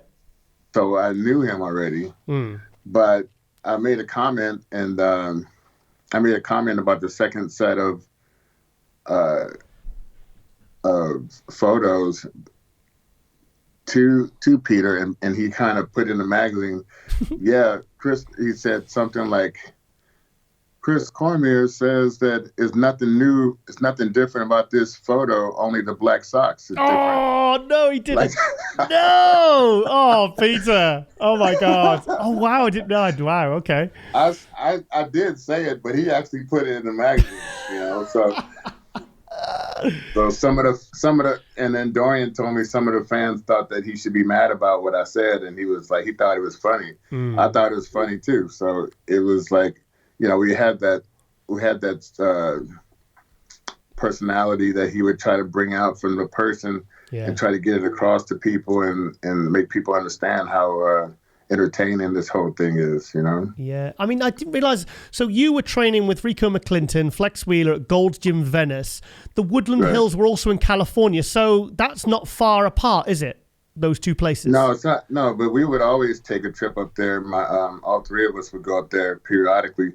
I would go up there more than most. I would be up there 3 or 4 days a week. I'm up there at the office. Okay. Yeah. Just to I started to get the way to know the different ways to get your name out there, different articles I could write with certain writers. But yeah, we had that gossip column. I think was one of the most authentic yet entertaining pieces of the magazine. That's what I used to read. Mostly was the gossip column. 100%. That's the first thing we went to. Yeah. So. Yeah, that's what you want to know. You don't know who said what and who did what. Well, that's Chris. I started following the sport. It was April, May 1990. It was issued 96 of Muscle Mag. Then I started buying Flex and Muscle and Fitness and all the British magazines, and then Pumping Press. And that's how I found out. I remember the pictures of you three training, doing 4.5 plate inclines. you know, and you doing 200-pound dumbbells and flex, struggling with the 180s, and it was all in Peter McGough's column that we saw that. That's how we got to know about you guys. Yeah, and Peter was like, I remember, I went through different periods of my life. One time I had a little hamster that his name was Fluffy. All right, so let's just get that out the way. His name was Fluffy. And is this true? Is this true? Is this true, Chris? Are you telling? Because when you started, then I thought, he's gonna tell us some mishap in his life has happened, and you're telling me about a hamster. Is that true? Yeah, because something did happen. I was really close to this hamster because Okay. And Peter used to always tease me about it, having a hamster. Right? So then when I was in Europe one time, and you know, different stuff happened with me and this hamster, but I remember I called him. I was upset because the hamster died. He was 3 years old. The hamster died, and I called Peter. I was in Europe or somewhere. Was in a hotel. He's like, man. And then I could tell he was wanting to laugh, but he saw us visibly upset, so he was trying to hold it in. So but he said, I said, man, my hamster died. And he was like, what? But he was just do you have any photos of you and Fluffy? And then and then so next thing you know, in the gossip column was a picture of me and Fluffy, and I had him in my hand. He was hanging over my hand. Okay. And he's all, this is Fluffy and Chris in his happier years. No! Oh, you're kidding me. So literally when you in the magazine, it was funny, but at the same time, I was like, "P, man, that's messed up." That's messed up. You can't diss my. Oh, so I'm so sorry about your hamster, Chris. I didn't. Poor Fluffy, man. Poor Fluffy. R.I.P. Fluffy, man. So when because I saw your post on Instagram, and I didn't realize, I didn't realize till now how far your relationship went back with Dorian. I didn't realize you knew him all those years. I thought it was more kind of mid-90s or early 90s when you kind of got. I didn't realize you'd known him that long, so I didn't realize this connection between you and all of us Brits, or going that far back. Yeah. And Charles Claremont also. I wasn't as close to Charles, but we knew and was very friendly with each other on the tours a lot. Yeah. JD also. Yeah. I used to go to his gym, and we used to be very close. I used to take care of him, look after him when he come to America. But yeah, so another thing is when I went through a really hard depression, which led to me shutting down from all of my friends, everybody. I was shut down. But I spoke to Pete every week for that whole year. What year was this? What year was this, Chris? Probably 96, I believe. 96? 95? Yeah. Really? So, but yeah, I didn't speak to anyone else on the phone or anything. I just sat on my floor and ordered Domino's pizza every day. And I would just, but he was there to lift me up, to give me advice, to try to get me out of this hole I was in. I was in a really deep, dark hole. And also I went through a 2-year period of, some, drug addiction. Yeah. And he always picked up the phone to me. He always, was there to talk to and I'm talking 4 a.m, 7 a.m, I'm calling to Pete. I didn't realize. And, he was there, Yeah. So, because I saw that post you put on Instagram the other week, and I didn't realize how close your relationship was with Peter, because I just, I I don't know. I just assumed it was always just, he was close to Dorian, and he kind of, he was there in like a supporting role as a writer, as a mentor or whatever, or a father figure. But I didn't realize how much he'd kind of actually really, like, I spoke to Kevin Levrone about it, and and obviously Dorian's, we know the connection between him and Dorian, but I didn't realize he had this connection to like people like yourself and Flex Wheeler as well. I had no idea until recently. Yeah, and it's, but he was the only one that was like that, Yeah. Yeah. So it was tough to hear that he was not feeling well for a long time, and that's, I know it's the circle of life, but he very special guy for me. Yeah, totally, mate, totally. Oh, I didn't realize. Honestly, I had no idea. I just because I don't want to say so. Yeah, I asked this question to Kevin and Dorian, and I said, what was the best piece of advice he ever gave to you? When you were at your lowest, when you were calling him at 4 a.m, or he was calling you to check on you, what was the best bit of advice he ever gave to you, whether in terms of life or your career or whatever? He was just about kind of being like, you can change. Like he saw such the good at what I was doing for the sport. Yeah. How I can fight back. He loved the routines. He reminded me of how it's more than just a routine, and he loved that Believe I Can Fly video. Yeah. I mean, posing routine I did into Ironman, and he was like, he was upset that I didn't do it the next week. I remember he was just like telling me that, like, this is bigger than what you think. Like, you motivate so many people, and you can always, you can always get back to where you were and be better. Yeah. You can always do that. You have it in you to do it, and he just motivated me a lot in so many ways, I remember. He always saw me get back up to where he thought I had potential to be. You see, because we didn't have social media back then, I think that we kind of read what we read in the magazines, and it's filtered. It's like he's not going to be talking about a really, that depression, that's the sort of thing that didn't make it to the magazine. So we don't get to know that behind the scenes, that other side to human life, to really, when you're at your lowest, because we only see you when you're at your best on stage and you're looking amazing, and that's the kind of bit us fans only ever got to see. But people like Peter got to see the whole picture. They got to see you at your lowest, at your best, and every bit in between. Yeah, and he was. I remember he'd asked me, he thought, man, I'm so glad that you're able to get past the, taking second place 6 years in a row at the Arnold Classic. I'm so glad you're able to do that. And I was like, fuck no, I'm not. I'm not over that shit. 6 fucking times. 6 fucking times.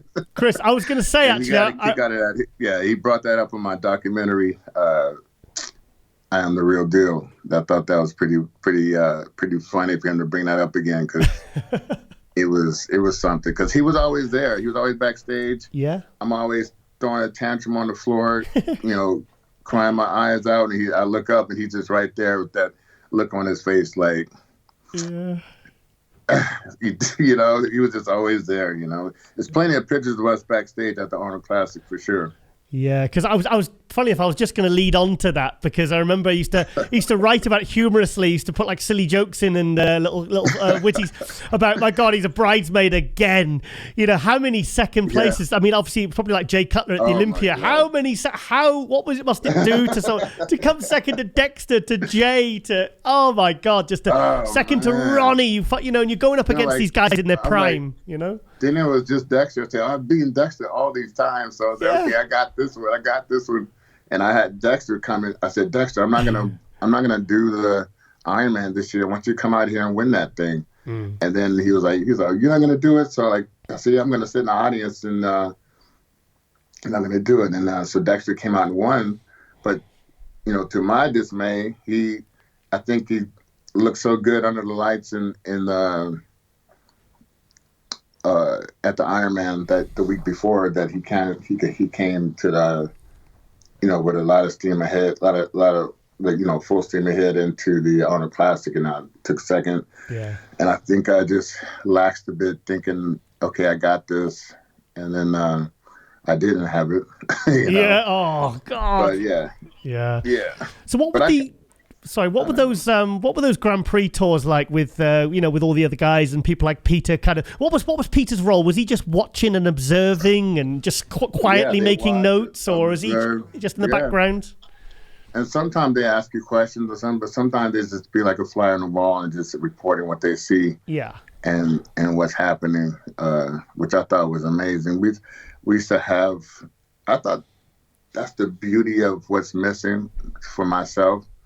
Is that because you can capture different things that's actually people having conversation with each other, or different situations that's happening. It's actually not even out there because everyone's going to just talk about themselves on their own platform.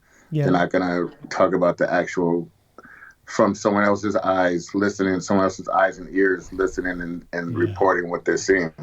Yeah, I thought he had a very, very good gift at that, and they captured some beautiful stuff, to write about. So I thought that was awesome. I used to love reading all the reports on the Grand Prix tours and Kevin Horton's pictures, and I think the combination of that writer and that photographer, and like you really felt like you were on the tour. Those things were like 8-12 pages long of and I think all us fans, us real bodybuilding fans, read every single word and just really.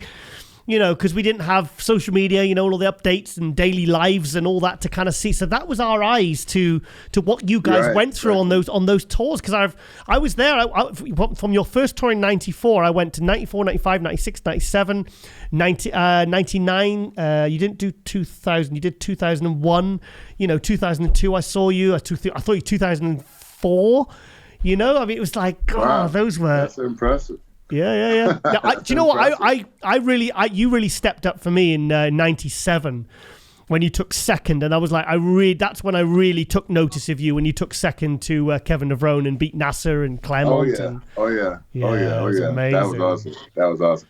I used to follow Kevin around. We used to go from place to place, and I remember we were on tour. We were doing 4 days, 4 shows in 4 different countries. Brutal. Every year, and we'll end up right there in England for I think the third or the fourth show. I think it's the fourth show, and then we'll have a couple of days off in England. We can go around to the city. I remember going with Kevin to looking for some shoes or something like that, but it was on a Sunday. And I just lifted up my shirt, went to the shoe store, and I'm just checking my abs in the store. As you do. In the mirror. And then I had a bunch of welts on my stomach. And I was like, shit, like, I got to go back to I got to go to the doctor and see if I can get, to get this taken care of. I needed some what do they call it? It was stuff. What was it? Stuff for allergy breakout. Okay. But you guys didn't have anything like that at the time in England. Okay, we're sorry. And all the shops were closed on Sunday. Is that right? Yeah. Yeah, so everything's closed. So the guy came to my hotel and he was like, I basically can't do anything for you. Benadryl, that's what I said. You guys didn't have Benadryl. No, we didn't have that. Nope. So I was like, damn. So I had to let the whole welt thing play out and went all over my body and be self-conscious for the last part of the tour. Oh, God. So I had these huge welts all over my body and trying to compete. That's why I thought it was pretty awesome to still take second when I had welts all over covering my cuts and all that stuff. Yeah. Yeah, yeah. Yeah, well. but Peter, like I say, he's just an amazing gift to the world of bodybuilding for sure.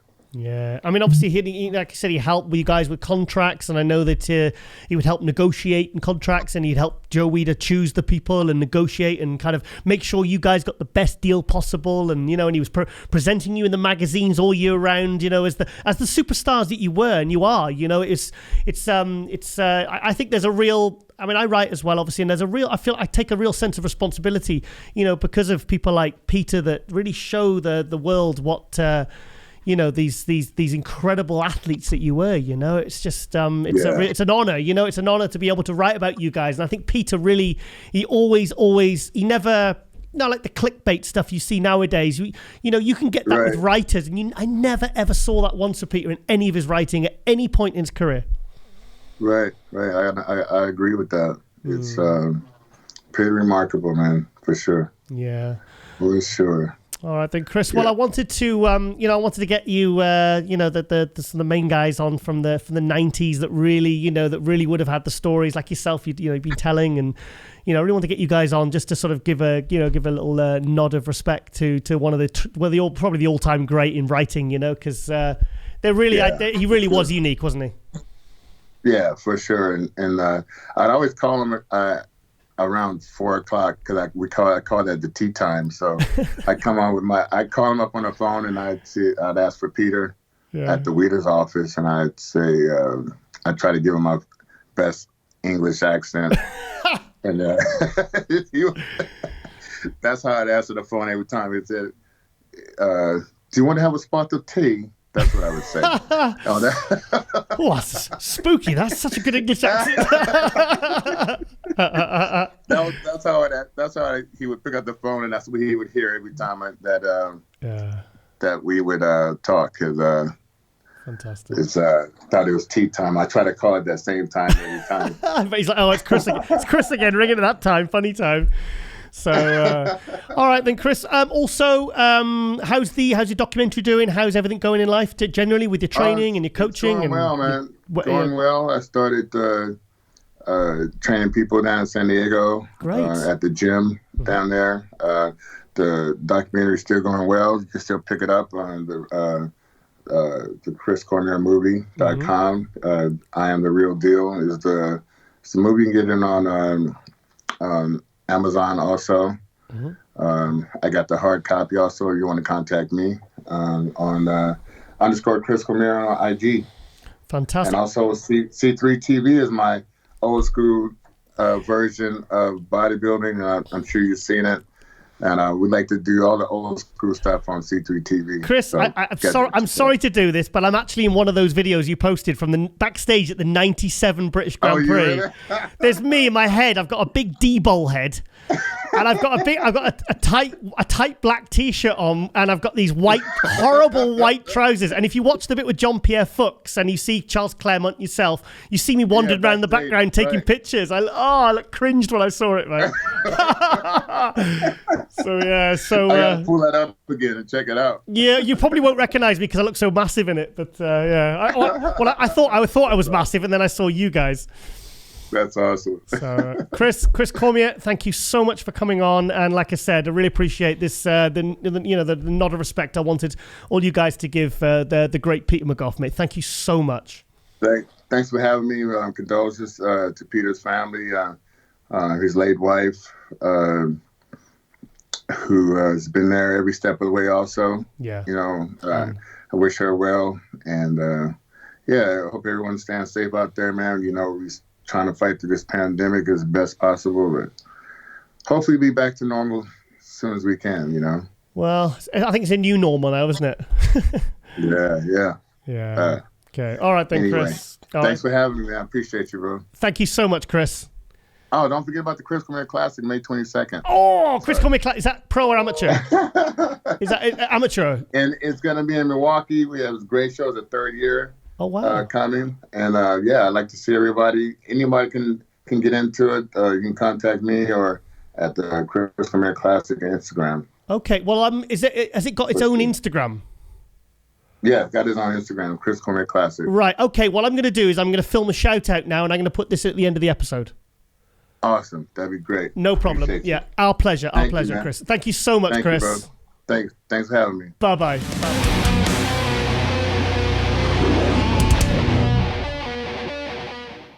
And welcome back to MD Global Muscle here at the On the Rise Media Studio with me, your host, Giles Thomas. And we are joined for this very special Peter McGough tribute, a very good friend of Peter McGough, Bob Chick. Bob, thank you so much for joining us, mate. Absolutely. Yeah, Peter was one of a kind, man. He'll never be replaced, often imitated, never duplicated. His British wry wit, I think, is what most people remember the best about Peter. Yeah, so I mean, you've worked with him. I mean, I'll be honest. This show kind of was adapted from the Last Rep, the show you did with Peter a few years ago. I mean, it was kind of part of what made this happen, really. So I was just trying to kind of just continue that trend, So that was a show you did with Peter. That was absolutely fantastic. I watched every episode, and obviously you were competing, when the when you were at IFBB Pro, and you would have been, obviously Peter would have been writing about you. So when did you first meet Peter McGough then?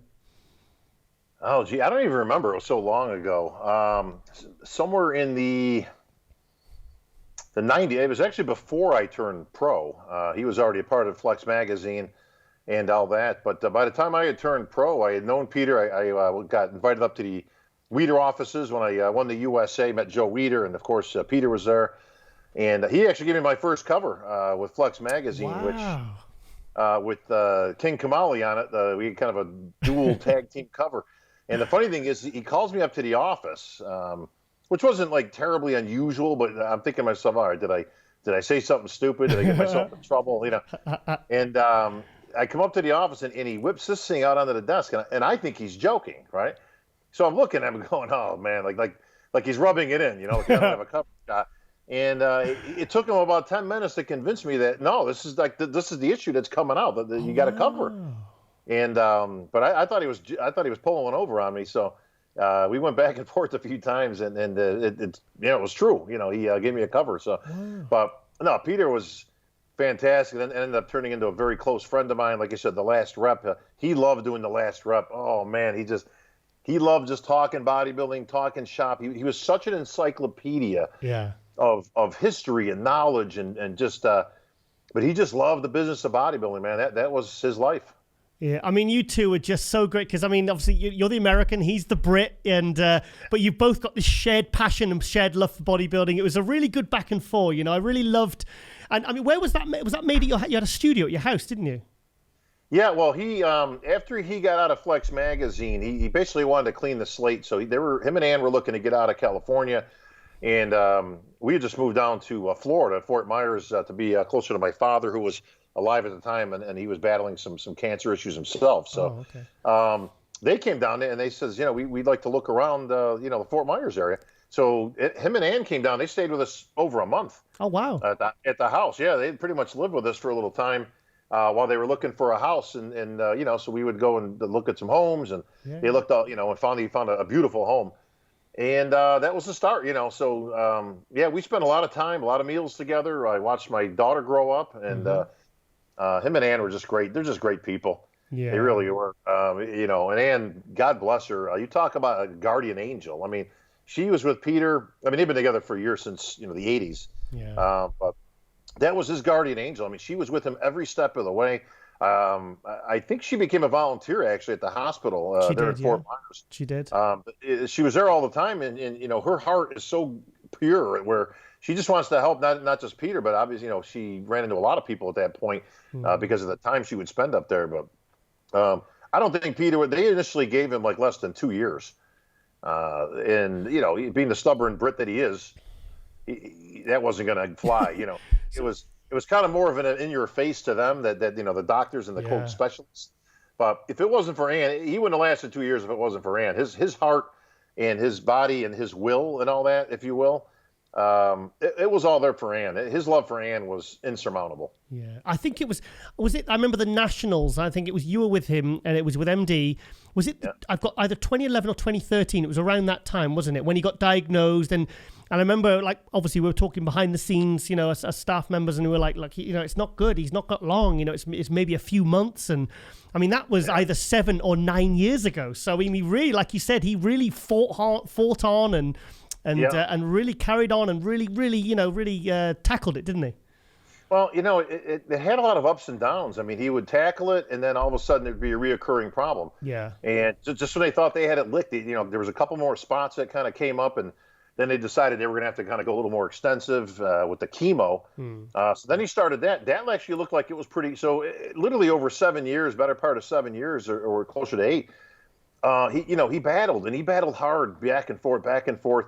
And it really wasn't until the last 2 that he started to have some bigger issues and decline. And, unfortunately, as you know, Giles, sometimes the cure is worse than the problem. And the constant bombardment, he could only take so much, and his body just started to fight, the cure, so to say, the chemo and such. And at that point, it was kind of a losing effort. But he did all he could do. I mean, he made the best of it. But he walked every morning, got his cardio in. Yep.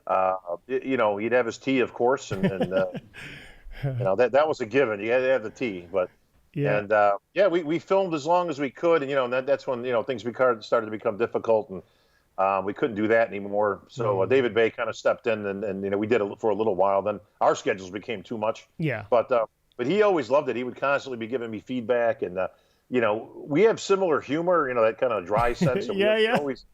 We always got along great from day one, literally. And became one of my closest friends. And but he, even right up until the end, I mean, they got the Olympia pay-per-view. Wow. I told Ann, I says, look, I'm going to, obviously he wasn't in a good state, just a few weeks back.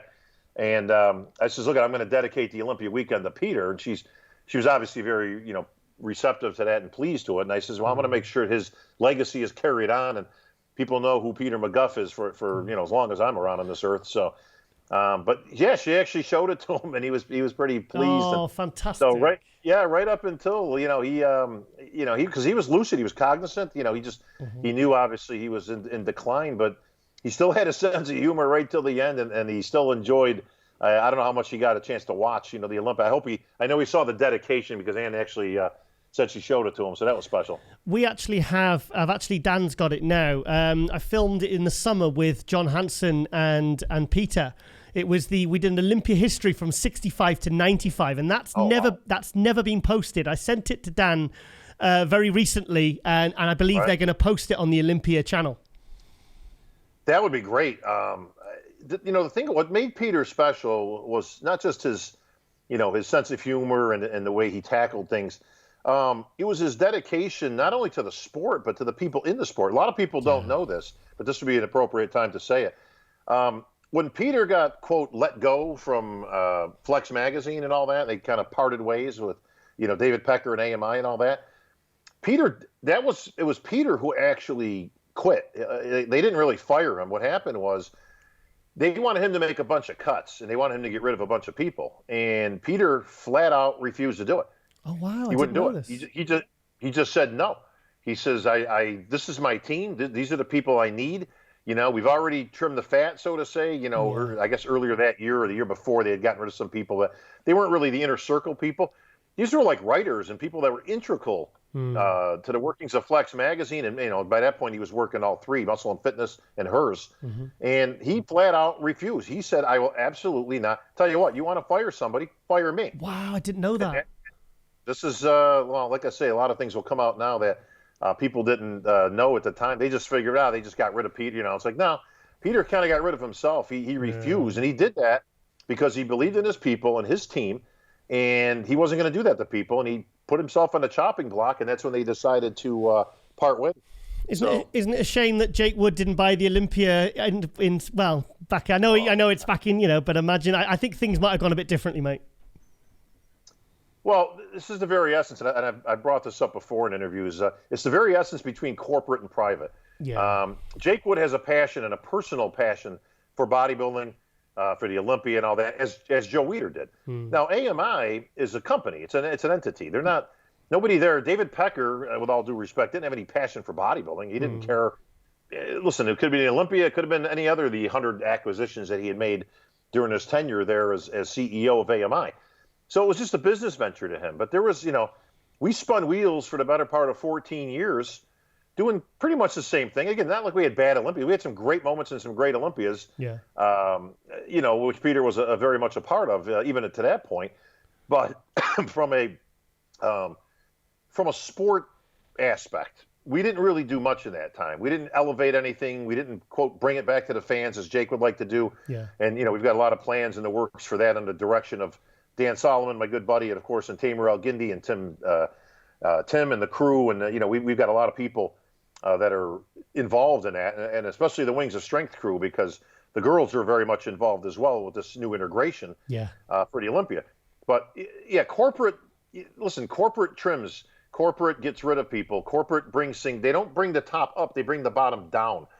That's the difference, to make that bottom line ledger look better. Yeah. So there's a lot of things that we didn't do, Giles, that I wanted to do over the years that we just couldn't because of the budget. Well, we don't have the budget. We don't have the money. We don't have the budget. Well, listen, it takes money to make money. Jake gets that. Unfortunately, his timing couldn't be worse. I know. But what? But listen, Jake ain't going anywhere for a long time. So he's in. He gets it. And you got to give him credit. And I mentioned this on the Olympia stage. Yeah. We could have very much had this Olympia canceled very easily. Yeah. It almost was canceled about 4.5 weeks out. Thank God for Dan and the crew, putting the pieces together in the short time that they had.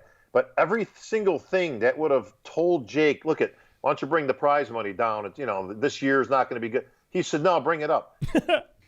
He says, why don't we go for a smaller venue, smaller stage, since we can't have an event? He says, no, make it bigger. I want the biggest stage you can pop. And we did. 300 foot. Biggest stage in history. 300 foot. Listen, maybe we should do an invite, or maybe we should trim the roster since we don't have the money. He says, no, whoever qualifies. And actually, let's have as many qualifications as we had. We qualified more people this year than any of the year in Olympia history. So records are made to be broken. Even in this year, which we're probably not going to be the greatest financially, Jake gets it, man. It's an investment. And all this is going to go a long way towards the future of the Olympia. Listen, people were pretty pleased with what we did this year. What do you see when we got a full year of prep and we're in one place at one time? Bob, it was unbelievable. I watched the live stream. I stayed up to about 5 a.m. watching it, and I was glued. I mean, I was just like you said, if they can do that this year with all the restrictions and like moving the venue 5 weeks before, imagine what they could do next year. But right, let's go. Say the people watching that just watch podcasts, the modern fans of bodybuilding that maybe don't see the significance of, I mean, you're an MC, you're a show promoter, I'm a writer, whatever you want to say. But in the 90s, when writing and photography, the magazines, that was our only way of really finding out about people like yourself when you turned pro at the 2000 USA, and when you came second to Marcus Rule at the 2002. People like Peter was who we used as he was the one that kind of connected us to you guys. So the significance of what he contributed to the industry for me is colossal. Oh, listen, you can't say enough. I mean, for any of us that grew up in that era, now this is, again, before the internet, before we didn't have 10,000 shows and podcasts and things. The only way to keep up with bodybuilding was through the magazines. Yeah. And Peter, who's often been referred to as, the greatest bodybuilding storyteller that ever lived. Bar none. There was two great writers to me back in the day. Rick Wayne. Yep. And Peter McGough. Yeah. And when you read a piece that Peter wrote, you were transported to wherever that was. If it was the Night of the Champions and you were reading it, you were there.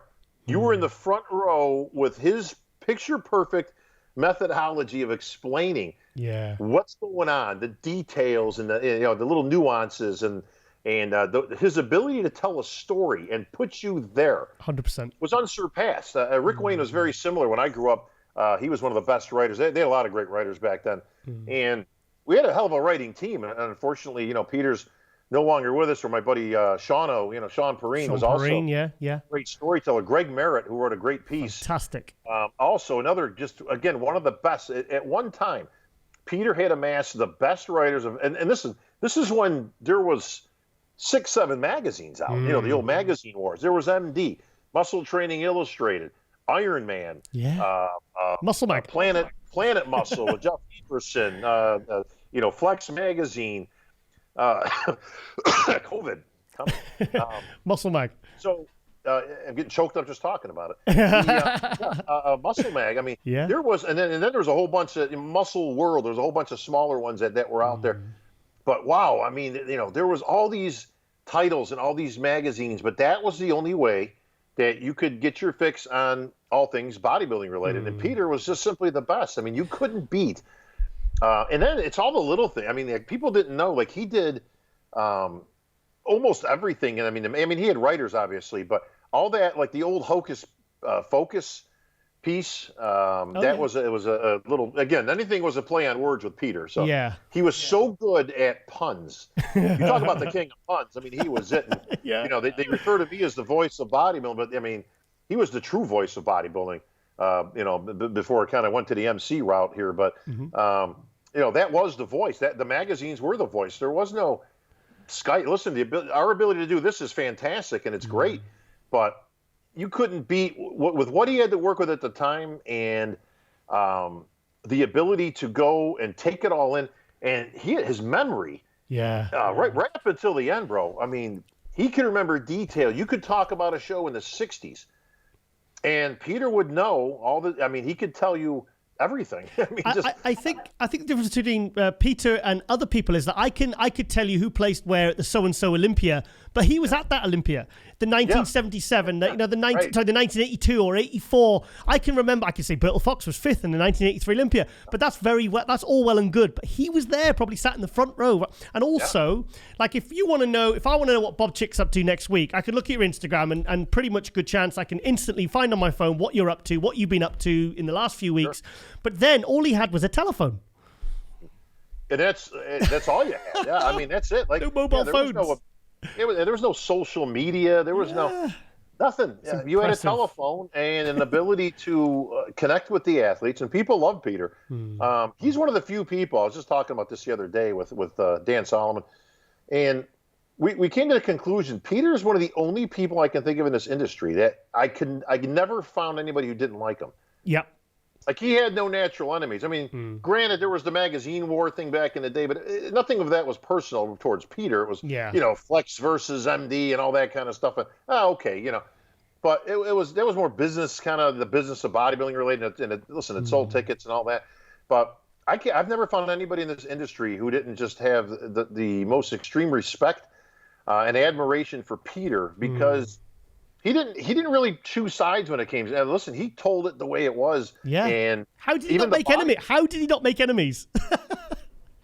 Because he had a way of phrasing things. He's like the anti-Sean Ray. See what I mean? Like, there's, you know, like Sean is very direct and to the very point. Blunt. Yeah, he's very There's blunt. no filter there, you know. Peter actually was direct and to the point, but he actually had a filter, so he was able to phrase things in a certain way that, okay, you didn't really like what he said, but you understood it, and it was okay. Sean, you know, not so much. You know, he gets his good and his bad with reviews and petitions and things. But you know, listen, all that it said, you know, Sean tells it the way it is, and that's how Peter was. Peter told it the way it was. Everyone has their own different style, and can you imagine this?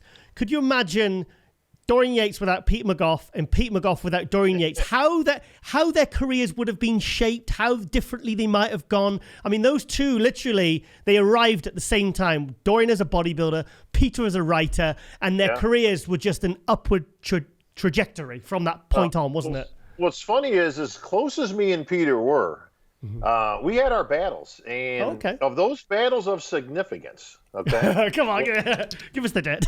was Dorian Yates first and foremost, because listen, he loved Dorian. Okay, Dorian was his boy. Yeah, he's the one that gave the nickname the Shadow. He's the one that put. Listen, it was a fellow Brit. It was Mr. Yeah. Right. You couldn't ask for more for Peter. Right. This is his guy. Now, I don't have any dispute with the first 3 Olympias. I'm guessing we're talking about. The other one, the last 3. Listen, not so much.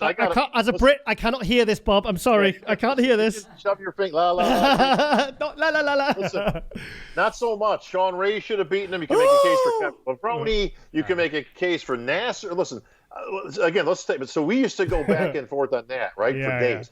The only other thing we used to dispute was when I got in position as the athlete's rep. There's a few things I wanted to tackle first and foremost, but one of the things I was actually able to kind of position and put through was I was not a fan of the posing round being scored. Okay. Now, he hated that because he thinks it should have been scored, and so we used to fight like cats and dogs over the posing round because he felt it was an integral part of bodybuilding and it should be scored and this and that. My position was, but they don't score it as it should be. And if you did score it, what are you scoring it on? Yeah. Are you scoring it on presentation? Are you scoring it on actual poses? Are you scaring, you know, again, if the worst guy in the lineup does the best posing routine, does that catapult him into 5th place? Yeah.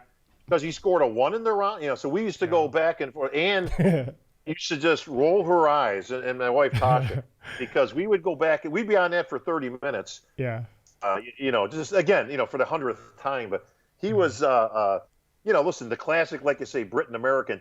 You know, soccer is the most boring thing in the world to me, but, you know, or football, as Peter would put it. Soccer. But we did that whole, I don't know if you saw it, we did that whole spoof video where I come over to his house to film an episode of the last rep, and he's watching a soccer game, and it's on YouTube. So if anybody wants to see it, it's out there. Okay. And we did this whole spoof thing, and it was based on a real story, so we just decided to film it, you know, post. But nice. And I walk in, and he's watching a soccer game, and I'm sitting there bored out of my skull because he's going back, and he's trying to tell me, you know, so you got Manchester, and you got this, and you got that. But if they don't score enough points, they don't win the division. I mean, he's going through this whole thing. I'm falling asleep, right? And as it turns out, it's taped. Oh, no. He's watching this, and I'm like, you made me wait this whole time for a soccer that you've already seen it. And he gets just as excited. But, you know, it was all based on a true story that he could actually watch. It's like, who watches an old game? Like, you already know how it ends, but he could. That was Peter. He loved it. Oh, I love hearing stuff like this. And also, didn't you put the outtakes? Yeah. You put a video. Yeah, you posted it on your Facebook the other day, and that was a handful. Listen, we got 100 out there. So that was a few that Tasha put together. But Peter always wanted. We never got around to it, unfortunately. But he always wanted to do this. Not even an outtake, like an actual episode, because we actually didn't wear pants during this thing. So. You know, we were in Florida at the time, you know, so we, you know, but we wanted to make it look kind of more classy, you know, Sports Center style, like you, Giles. You know, we already had the ties and the, you know, the setup. But that's all that was. I mean, we're sitting down, so you couldn't see it. We got shorts on, but he always thought, in classic Benny Hill fashion, he always thought it'd be funny to reveal after, like, we stand up and stuff, and we got, you know, our underwear on. But that was Peter all day long, man. His sense of humor, you can't top. Yeah. Oh, I mean, like I started following the sport, started buying magazines in 1990, you know, and I just obviously, you know, that was his golden era, that 92 onwards. I bought the Pumping Press, the UK, the newspaper in 1991. I actually have, he gifted to me some years back. I actually have a complete set of the Pumping Press. Oh, I wish they'd reprint it. From Peter himself, pristine condition. Like I say, he you know, because I was so fine. You know, he knows I'm a collector of bodybuilding memorabilia, and you know, listen, I don't amount to half of Peter McGough when it comes to historian type stuff and things. He knows 10 times what I know. But he knows I was always into that, you know, and I try to keep up as much as I can. But so he gifted me. There's only like 5 or 6 of them. Yeah. But yeah, I have the whole collection from Peter, so that sits proudly in my office. I think I have those somewhere because I remember I bought that first issue. It was just when Dorian had won the 1991 Night of Champions. You know, that was really when he really arrived, and it was the only bodybuilding publication that I read every single word of. I mean, I think I read the barcode at the end. I mean, it was just so. And when the 1991 Olympia, when he got the report out, like it was within a week. And I think back then it took us 2 weeks to even find out the results. And there was a full 16-page layout, beautiful in a big newspaper format in color. It was amazing. It was just it was groundbreaking. It was that got him noticed by Joe Weider of all people, and that was so impressive that he offered him to come to America and tour the office and got, you know, and actually offered him the job of editor-in-chief, you know, and you know, he kind of came right in. And I tell you, if you look at those issues when Peter was there, I mean, you could see a huge change when he comes into the picture. Yeah. I don't know if he started as editor. He may have started just as a writer, but I know quickly he got moved to editor-in-chief for obvious reasons, because you could see that his talent for putting together a magazine was spectacular, and he did it all on his own. I mean, it was him and Ann. They were sitting there. They did everything. They put it together. They laid it out. They went and got it printed. They distributed. I mean, you know, you talk about a home production. Yeah. And Ann was right there with them. I mean, you know, So God bless them both. Wow. And I'm so happy he got the Lifetime Achievement. Was it the 2018 Tampa he got that? I believe so. It was just a few years ago. I don't know if it was 18 or 17. Yeah, it was only a few years ago. Well, I was at 17, and I think it was the year after. I think it was 2018 because I went to stay with Peter after the 2017 Tampa. Stayed with him the night, went to his house, and was telling him about all the crocodiles outside and the right. Yeah, there was all these little tree frogs because I've got these weird pets and. Yeah, we had pizza and red wine. He was doing his Joe Weider impressions, and I was just like, wow, it was amazing. He could do a great. All those guys back then, they could all do great Weider imitation. I could never do one, but Peter was great at it. Samir Banud always had a great Joe Weider imitation. Danny Padilla actually had a great Weider imitation because I grew up with Danny in the same gym, so we used to hear all the stories from him, and but they all had great Weider imitations, and it was kind of funny. Yeah, well, your Arnold impression's really good. Really good. I haven't seen anything from Arnold on. Later. Yeah, come on. Giles, you look fantastic. That's brilliant. Listen, keep doing what you're doing. You look great. Fantastic. Right. Okay then, Bob. Well, this has been. I'm going to send this whole episode to Anne. I've told her about it. I told her that we're going to do it, and because I've been staying in touch with her quite a lot over the last few weeks, and. So I just want her to be smiling, listening, and watching this, because it's. I want people to know how much he was appreciated, how much he was loved, and what a impact he had on not just the fans, but to all the people like yourself behind the scenes, the other professionals. Chris Cormier, he was in tears earlier on, talking about. It was stories he told me about, things that Chris had gone through, a lot of personal struggles, and Peter was there. He was there for Dorian. He was there for everyone. It's like he said, he was loved by everyone. And he did so many good turns for me in the past. He got my press pass. Yeah. He got my press pass pushed through at the 2002 Olympia. Wow. It's like, I was in that one. I do believe you were. So let me tell you, Peter, not only, again, he touched, hundreds of thousands, if not millions over the years, through his writings. Yeah. But it was truly behind the scenes. I mean, he was there for a lot of people. Peter was very much a father figure to a lot of athletes. He was a voice of reason. He was somebody you went to for advices, always the right ones, of course. And Peter was, like I said, he was special in that. And that's why I think people respected him, and that's why people loved him so much.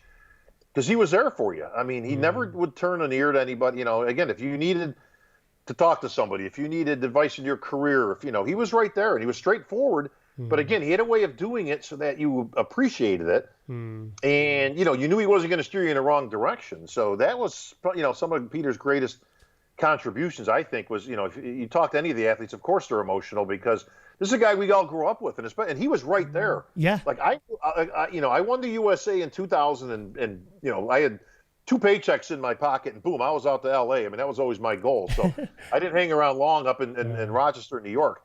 So all my career was with Peter. I went out there, got signed by Weider, and Peter, again, was integral in that. That never would have happened without Peter. He pushed that through. He made that happen. And Peter was integral in getting us, when me and Dan did PBW, we had everybody on there. We had from Ben Weider to every Mr. Olympia, Arnold. He was the direct pipeline to Arnold. So we, obviously routinely, we'd have Arnold. We had every Mr. Olympia. Peter set up probably half of those. Wow, because, really? Because he had a personal relationship with these guys. So if Peter McGough called you and says, hey, Frank Zane, I need you to go on here with these guys. They're friends of mine. They got the show called the Pro Bodybuilding. Well, then you did it because you would do anything for Peter. Yeah, you'd do anything for Peter. If he asked you to do anything, you would do it because it's Peter. Yeah. You didn't need any other rhyme or reason or rationale to explain it. You just did it. If you needed a favor, if you needed. Some of my fondest moments were hanging out. Like, we'd go to the Arnold, and Ann would always come, and we would have drinks in the bar area, before it all got kind of split up and everything. But I'll tell you what, you get some drinks in them, boy, and the jokes are flying. The story, I could sit there, and it would be 2 a.m, and I'd be listening intently. Yeah. If he had a story or, something to share or Ann, let me tell you, Ann isn't too far behind Peter. She can hold her own with some old stories and some good stuff. Boy, Ann's no pushover. Yeah, I remember at the 2012 Masters Olympia, I was out there and sat with Steve Blackman and Elise and George Farrell was there, and George Farrell was telling these jokes, and Peter just didn't get them, and he just looked at me, and he just did that. He went like that to me, and just went like that. It was, and everyone was laughing, and I was like, I don't get it either. Maybe it's an American humor thing. I don't know. And he just went. No, it's a George humor thing. That's all. I was like, I don't get the joke, George. He got all my stuff. I mean, the funny thing is each of us would have puns that were so obscure that we would often catch ourselves looking at each other, like, trying to figure it out, because his stuff was deep. Like you had to be. He was so. I mean, I'm pretty fast with a pun. Yeah. He's double the speed. I mean, he could come up with stuff just boom, boom, boom, and he would write stuff like Sharp. when you. And there's not an article he ever wrote that didn't have some sort of a pun in there or a twist on words, or that's what made it fun. I mean, but that was interesting. I mean, that was Peter all day, man. Wow. All day long. Wow, what a legend, man! I'm just so glad we got a chance to know him and kind of like I said, that level of integrity and reputation. It's such a rare thing to that level. You know, there's a lot of wonderful people in the industry, a lot of hardworking people doing everything from the heart, and but someone like that, he's just like Joe Weider. It's like they're going to be talked about for decades to come. Yeah, you don't replace there is no replacement for Peter McGough. There is no, somebody needs step into his shoes. Listen, forget about it. All right, you can't replace a Joe Weider. Nobody takes over for him. Right? You can't replace a Peter McGough. There's just some people that are so part of this sport, part of the history, part of everything, that you ain't getting around it. Like, there is no replacing them. There is no, you can't even match them. I don't even try. Okay, it's not going to happen. And people, they put me and Sean and there's not too many of us out there that is, quote, historians of the sport. Listen, we all pale in comparison to Peter McGough. Like I say, there's no competition there. There is no, he's the next, like, no, there's nobody's the next anything. I assured Ann, because I knew Peter was down to his last few days. And I assured her, I says, look, I'm going to do this at the Olympia, but this ain't a one and done type of thing. I will dedicate the 2021 season to Peter McGough. Every show, that's nice. I will dedicate to him. I will make sure people know who he is, that's good, who he was. Yeah. That you can find his writings and his videos online, and and what he meant to the bodybuilding community. So this ain't like because people who die at the end of the year, they always get the short end of the stick. They kind of get the little salary, and then boom, you're off to the next year. That ain't going to happen with Peter. Like I say, this whole next year, and I'm sure we'll probably have something special at the Olympia, since it was on such short notice. Wow. After, it was obviously after this year that he went, but you don't want to do anything beforehand. I mean, like a memorial, because he's still alive. You know what I mean? You got to respect. Yeah. The fine line there of you want to celebrate somebody's life versus not mourn their death. So I'm suspecting that we'll probably put together something very special for this year's Olympia. Coming up. And listen, I don't know when the Olympia is. We haven't even gotten together on dates and things, but so we could have less than a year, being that if it's not in December next year, if it goes back to late September or October, even November, it's we have actually less than a year of Olympia. So the preps have already started. They're already. We'll be sitting at the table in a week or two. So, I want to ask about the Olympia, because Vegas, Orlando, which is it going to be? If it wasn't a matter of logistics, right now London's about as locked down as you guys are going backwards, man. I believe so, yeah. But I live in the countryside, so I'm completely. I didn't even know there was a lockdown this year. No, you listen. Yeah, I couldn't even get over there for my own shows. So the whole year went by, and my partner had to pretty much do everything on his own. I mean, I couldn't. I still can't get over there. So it's hopefully things are going to open up a little bit. But it's listen. The true beauty is everything canceled this year. Everything got moved around. The Olympia still lived on, but 56 years in the running. Jake was not going to be outdone. We weren't canceling nothing. I don't care if this thing was held for just the athletes, and we just pay-per-view and there was no audience. It was going to happen. And I know Peter was very proud of that. Fact that we were able to keep things moving. Keep the memory of Joe Weider going. Again, another guy just integral to the sport. That, again, just because these people are gone doesn't mean they're forgotten. So there are people like, myself and Sean and a lot of the writers in the industry and the historians, so to say, that there's a lot of them out there. There's a lot of people that have been in this game for a long time. They don't forget very easily. It's all about legacy, isn't it? For Joe Weider, for Peter, for yourself. You're still making big moves in the industry. You're continually moving up. People like Sean Ray, Dan Solomon, now Jake Wood, and and I think when the right people come together, I think good things will always happen for the industry. I mean, like I said, that Olympia, that wasn't just any average Olympia. Forget the COVID, forget about all the circumstances. Right. If you were sat there front row and you'd been to 20 Olympias, I can't see how you wouldn't say that was one of the, if not one of the best Olympias ever. Yeah, we've had some, overcoming the obstacles always makes things better, that you can put it together and holy crap, we were able to do this. And, hats off to the team. Like I say, that's amazing. All Dan and the people he's put together. Incredible. A lot of behind the scenes people, Martine at the Olympia and others, and Angelica and Sophia. And there's so many people that have a job. Caden, I can't forget Caden. Yeah. Good God. This Caden guy's Riley. like the MVP. He does everything backstage. If not for him, the whole thing falls apart. Oh, wow. So everybody's got their piece, but we are the next generation. It's up to us to continue to make it better. Was this a great Olympia? Yeah. Well, listen, it was fantastic. Every Olympia is so unique because it has its own moment. Like I can go back and I was just having this conversation with somebody else this week, and they said, man, I honestly think this is one of the best Olympia, it might have been the best Olympia, in 20 years. And I said, well, wait a minute now. Let's not get crazy. Hang on. Because here's the thing, bro. We've had such great Olympia. Listen, I go back. I've been on stage about 15 years, all right, in my position. Mm-hmm.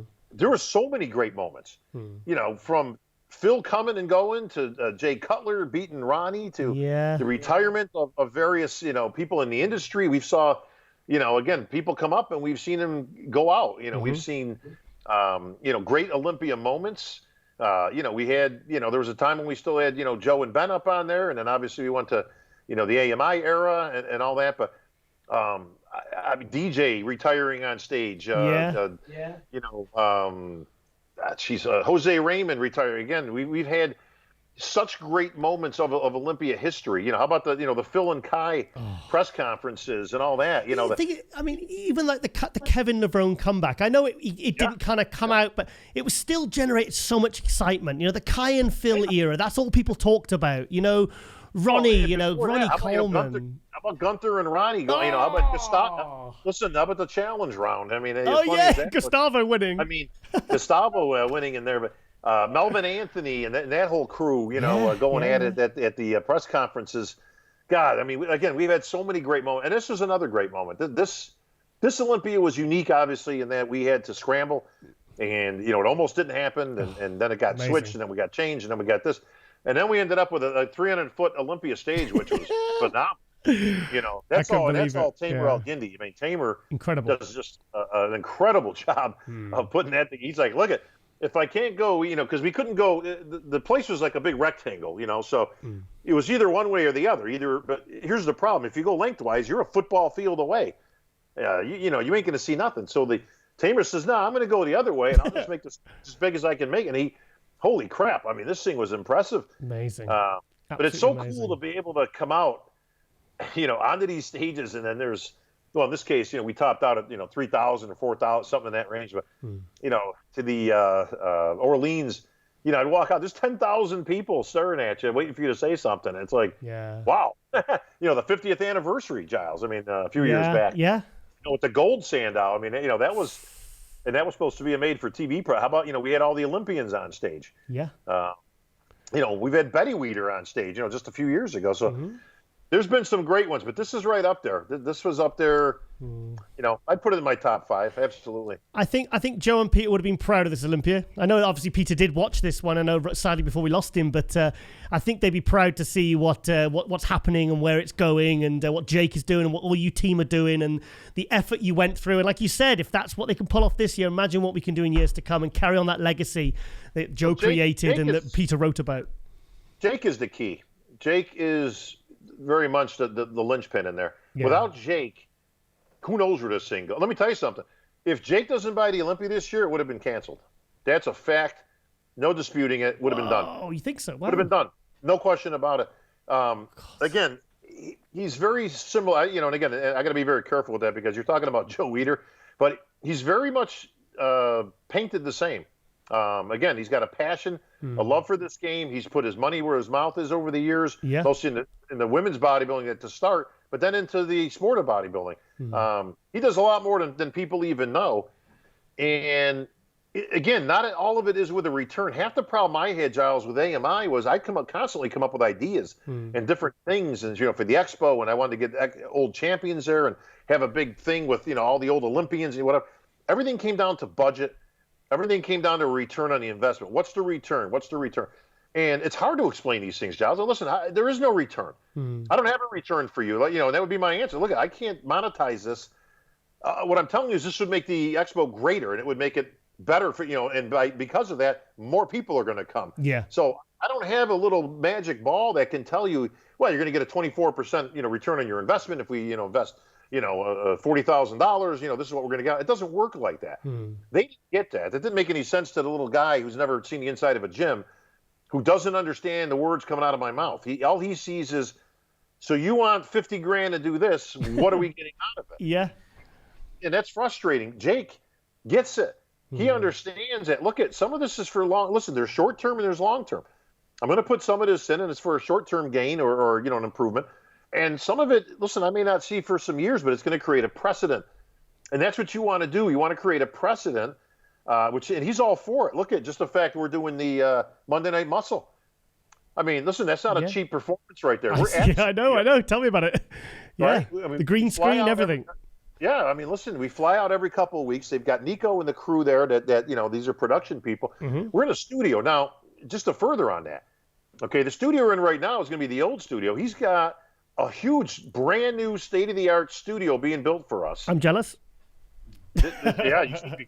I'm jealous. I mean, this is, I mean, again, Jake doesn't spare any expense when he sees, that it's got importance and it's got, down the road that this thing's going to pay off. Good. The amount of things that we're going to be able to do in this, and this will become like the new Weider headquarters. I don't know if you ever got a chance to visit the old one in Woodland Hills, but it was fantastic. It was just a timepiece of stuff, big murals on the walls, and it's just it was like a museum for bodybuilding. Yeah. And I can see where Jake going in that direction down the road, where that becomes the place to go for all things Olympia, but yeah, there's a brand new, there's like 15 or 16 offices, a studio, a break room, a green room, this room, that room, and you name it. It's all being built right now. Actually, it should be done in the next month or two in time for us to start the new season. So, Carlene, we're moving to America. We're moving the studio to America, okay? We're going to take one of the offices. We're going to take one of the studio. We'll have the broom cupboard. And the cool thing, I mean, when I say studio, like it's a real studio, John. Like something we don't get a chance to use. It's got the glass, that separates the, like your guy there from, from you in the sound deafening stuff. And, like this thing's like, wow, okay. Like that's cool. This thing's Sports Center, Wow, fantastic. Well, there's good things lying ahead for 2021, Bob. So, thank you so much. I mean, like I said, I wanted to get the people that that were close to him and to Peter, and just really celebrate his life, his career, the effect he had on the industry, and also, like you said, moving forward with 2021 and everything that's going to happen in the future with Jake Wood and Olympia. I just wanted to create some sort of like real sense of positivity for. Because it's been a tough year. At the end, obviously, end of last year we lost Peter, and now that hopefully things are going to get better for 2021. They can't be worse than 2020. So, right. But it was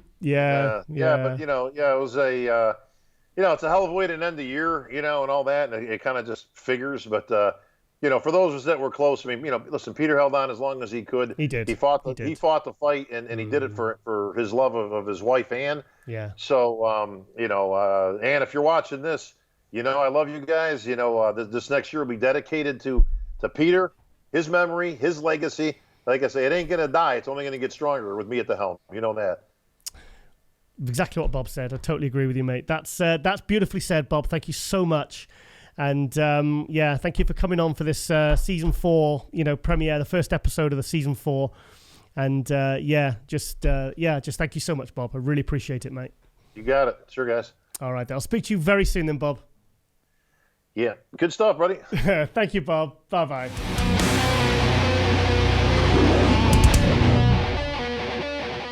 Okay, guys, it is shout-out time for Season 4, Episode 1 of MD Global Muscles. Who do we have first?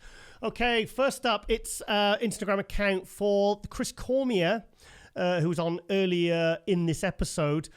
He now has a new show, the NPC Chris Cormier Classic. So I want to really give him a shout-out because Chris is doing great things in the industry.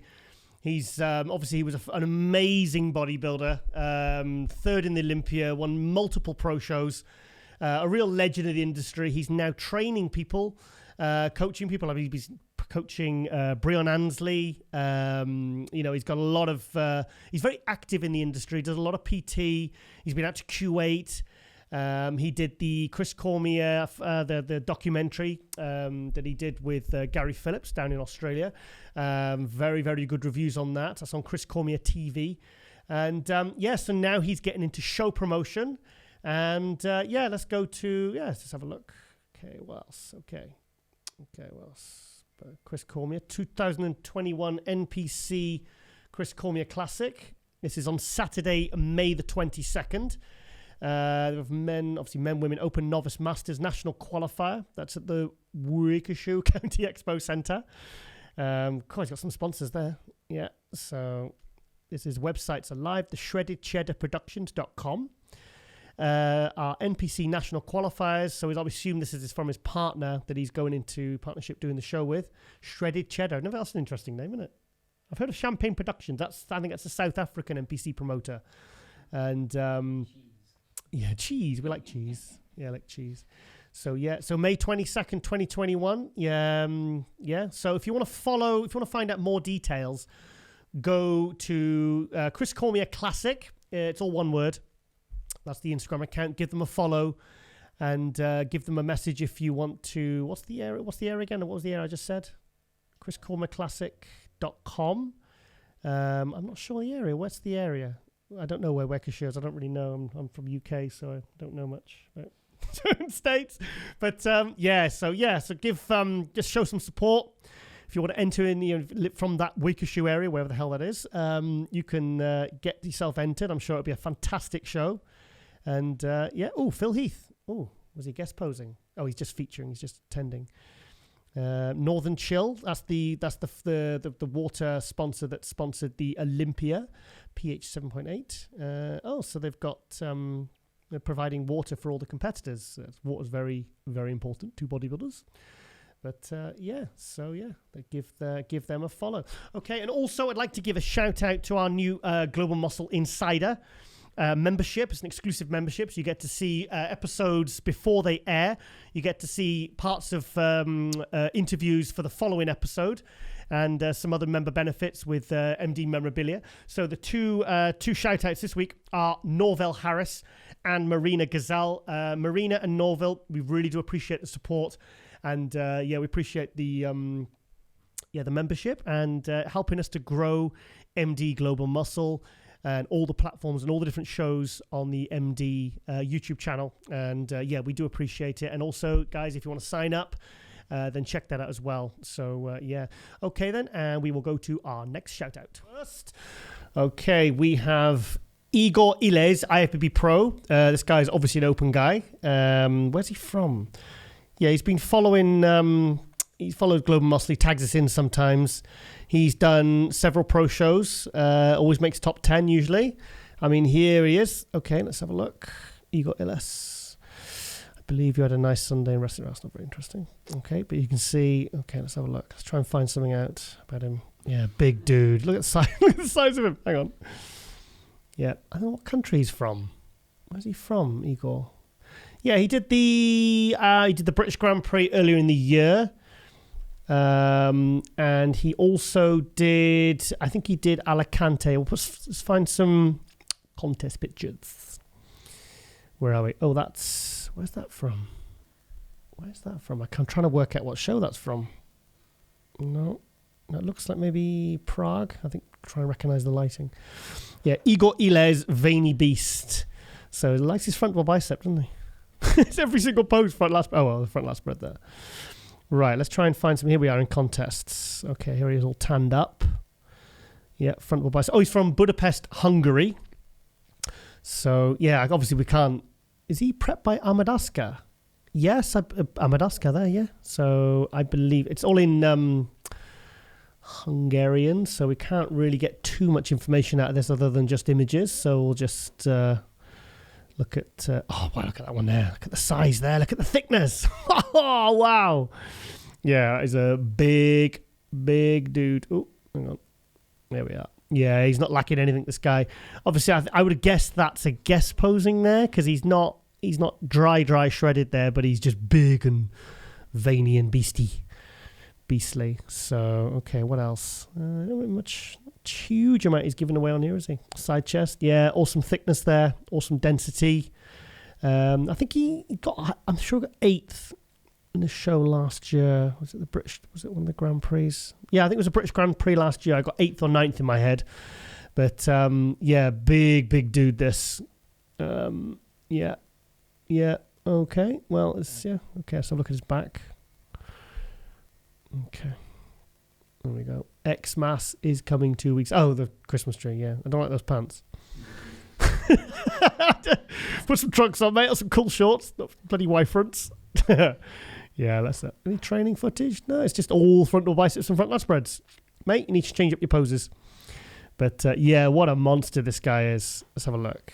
Is that a video? Yeah, let's have a look. How many plates you got there? How many plates can you do, Kalim? I like to say I can do 5 a side. You'd like to say? I'd like to say I do 50, but I can't.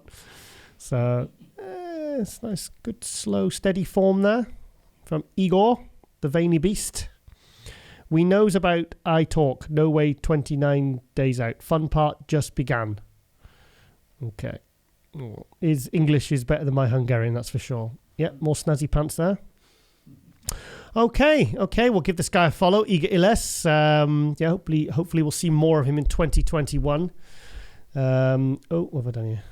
Okay, right. Okay, let's go to our next shout out. This is Carlos Thomas Jr. Here's a guy who's really kind of on the up now. I forget what show it was. It must have been the Arnold Classic or the Olympia last year, and he came up to me, him and his father, and said he watched Global Muscle, and yeah, he's only in his 20s, very, very young guy. But, I mean, look at this is the most recent picture he posted on Instagram. I mean, look at the thickness. I mean, that's another, obviously he's an open guy. He's not very, very tall, but I think I'm sure he's about 5'6", 5'7" in my head. But here's a guy I don't think he'd make 212. I think he'd be too big. Just wonder if he's got his pro card. Hang on.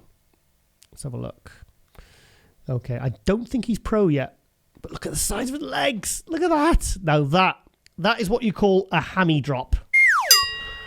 Yeah, so that is some serious thickness there. I'm trying to think who he reminds me of. I mean, he's proper off-season there, like beastly, big. Okay, so let's find some more. Okay, is he pro yet? No, I think he's still amateur, this guy. So here's a guy, MA Communication. Yeah, very well-spoken guy. Very polite, which I like. So, okay, let's find some training footage. Here we go. That's what we want to see. Wow, how much is that? Can you squat that, Colin? Yeah. You can? Okay. On a good day, a very good day when no one's in the gym watching. Yeah. To report it. Wow, he's playing with that. Is that 5 or 6? 5 and a bit. Is that 5.5? Yeah. Wow, and he's playing with that. When I was a kid, all I ever wanted were big legs and to squat heavy. I remember after doing conditioning workouts for the football team, I would go to the gym and max out on squats. Silly, but I do love this stuff. Some things never change, just a little knee pain now. 8 reps, 6 on camera, had about 2, maybe 3 left in the tank. We'll keep improving. Swipe for the back off set of £425 for 19, 4 plates. I've done 4 plates of 12. That's back in the day when I was a badass bodybuilder. But yeah, look at that. Yeah, this guy, I think he's a guy who's going to be turning pro in 2021 if he isn't already. I'm sure he's still amateur. Yeah, because he'd have IFBB Pro on his. Look at that that's proper pro level density and thickness there. Look at this now. Here we are. Here we go. Okay, look at that. Look at the tiny waist. It reminds me of a British bodybuilder called Sean Tavernier. He was 5th in the 2011 202 Olympia. And, he won Rookie of the Year. He reminds me of very, very similar physique. £240, yeah. So he's not going to be a 212 unless he lost quite a bit of size. So look at that. Yeah, I don't know. Maybe he could make 212. I mean, £28 off that. Yeah, I think God, he'd make an outstanding 212. Probably needs a bit more back thickness. I mean, he's got lines in his glutes there at 240. Oh, he's not missing anything, is he? Imagine, like a little bit like Fred Smalls there. A little bit like Fred Smalls, the IFBB Pro. So maybe if he came really squeezed down to get down to the 212. Oh, he's with HD Muscle as well. Let's have a look. What? What's funny about that? Okay. Yeah, fantastic. Okay. Oh, what am I doing? Okay, right. Well, I'll have a look at one more picture. I want to see what he's doing next. I'm guessing this is a guy that would probably turn pro as a heavyweight, as an under 100 kilo, which is 220. And if he does get his pro cards as a heavyweight, I would then go straight into a 212 and suck it down to 212 and really get down. Look at that hamstring drop. I mean, that's just sensational. Look at that. Wow. Look at that. Is he touching his calf? Wow. I bet his legs rub together a lot when he walks. Yeah. So, yeah. Okay, so give... go back up to the top again. Carlos Thomas, bodybuilder. Yeah, no shit. Yes, we know you're a bodybuilder. He's only got 10,000 followers. Okay, so he's cool. Right, okay, we're going to go to... I'll go to my third shout-out, and we'll go to yours last, Kaleem. Okay, now it's Ian Valier. Now, I know he's not exactly an unknown, but for me, he is... Right, he just took 7th place at the Olympia, the New York Pro Champion. Now, for me, Ian was one of the real kind of pleasant surprises of the 2020 Olympia, because for me, I felt like there was kind of two Mr. Olympias going on. There was the Tier 1, very topical, and the Tier 2. And for me, Ian Valier was the top of the Tier 2 Mr. Olympia competitor. So I think we should give him a Tier 2 Sandow, because I think he was the best of the kind of the second level guys who... The thing is, when you're at the top of the second level, you're hitting the ceiling of the top level. So, here's a guy that really could be, and he's only still in his 20s, here's a guy that could be really breaking through into the top 6 next year at the Olympia, because, I mean, he won the New York Pro, which is one of the biggest pro shows. He's really finally nailing that condition of fullness with his coach, Patrick Torr. And for me, I mean, he was one of the guys that you could say peaked, like Sean Clarida, Rami, one of the guys that peaked like as well as he could have at the Olympia. I mean, he looked absolutely sensational. The detail in the radial bicep, which he was always criticised for, as you can see, absolutely incredible. Look at that. Yeah, he's posting a lot of progress pictures. He really wanted to get it right for the Olympia. I mean, bang on. I mean, he got it right for the... for the New York Pro. Let's have a look. Where is it? Yeah, obviously there's this because he's married to Melissa Bumstead, who is Chris Bumstead's sister. He preps classic Olympia champion Chris Bumstead. There's Chris there, looking cool. What? No socks? Okay. Don't get your feet wet. You get soggy feet. So yeah, I don't know who that guy on the left is. Okay, so yeah, Valier. I want to give him a little bit of a nod. Because for me, look at that shot there. Is that a Walt Whitman shot? Who's that from? Oh, Calvin Uditham. I don't know this guy. But that's a beautiful photo. Look at that one. That's very cool. Very cool shot. So, yeah, really good. Really good. Yeah, absolutely amazing what he achieved at the Olympia this year. 7th place. His previous best was 14th in 2018. And, like I said, he was the best. Look at this shot here. Look at this. Look at that. Wow. He must have been happy with what he brought to the stage that day. He must have been very, very happy. I mean, he halved his placing from 2018 when he kind of, after 2018, he never really reached that 2018 Olympia kind of look again, and he struggled to get it back, but he got it back for the New York Pro, and I think he's improved on it here. I think he looks better than when he did the 2018 Olympia. I mean, 14th was, considering he peaked perfectly, was, he could have been placed a couple of places higher, but I mean, he got justice here. Hard and full. Is this your best showing?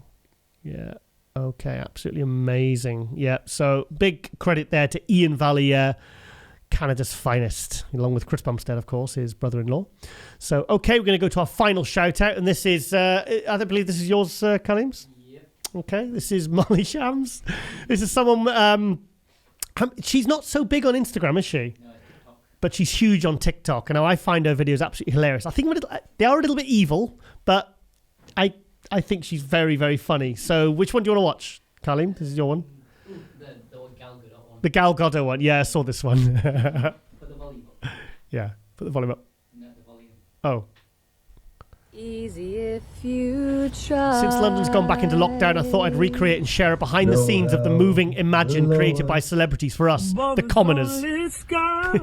What's this? Imagine all the people living for today. Oh, God. Ready? Imagine there's no Where's hers? Where's Molly's? Oh, it's next. Imagine there's no heaven. You like that soft smile at the end? I like that soft smile. It's easy if you try. How was my sadness? Was it too much? I don't know, like all mixed together. No was That? Oh, the cleaner can't come in today. Oh. above us only sky. They won't notice this is a Lamborghini, right? Imagine all the people. Lord, am I thirsty now. Living for today. Okay, that's enough of that. Right, I want to show the one. Yeah, she's obviously she's absolutely hilarious. She's British, isn't she? She's English. Oh, yeah? She lives in America, though. Studies out in America. Okay, yeah, she's huge on TikTok. Molly Shams, check her out. Where's the one? I think the one with the. Oh, there you go. This one. Oh, it's kind of a little bit. Recreating famous movie scenes, but the main character is an influencer. Call me by your name and I'll call you by mine. Oliver. What was that? My name's Samantha. That's the we invert our names and it's romantic. Babes, my name is my brand. This is just for intimate moment between us two. I don't get it. So Okay, right. I can quickly show one more, and then we'll do, and that'll be it, I think. So, but yeah, she's awesome. Is she like a trained actress, or is she's just funny shit for giggles, for shits and giggles?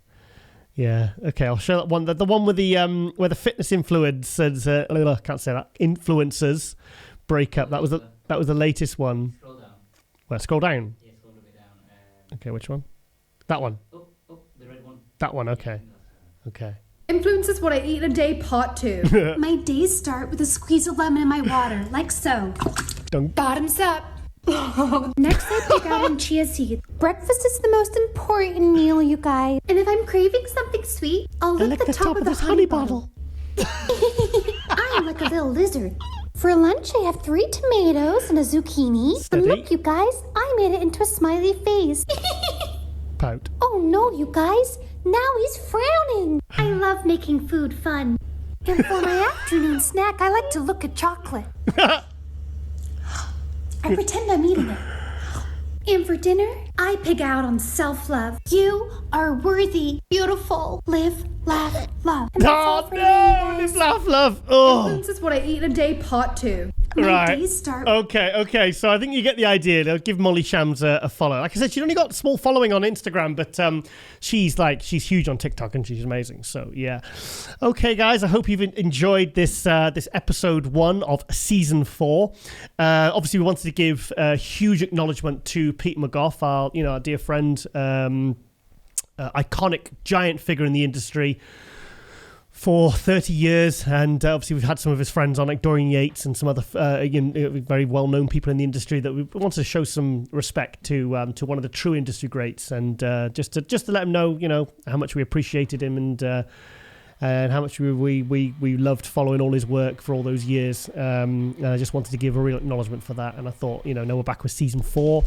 I thought, Yeah, he was an amazing man, and he'll be sorely missed. And our thoughts and love goes out to his wife and his family. So yeah, so okay then. I hope you've enjoyed this first episode back of season 4. I hope you liked all the new lighting and some other little tweaks we made. And okay, and we will see you next week for MD Global Muscle, and we are out.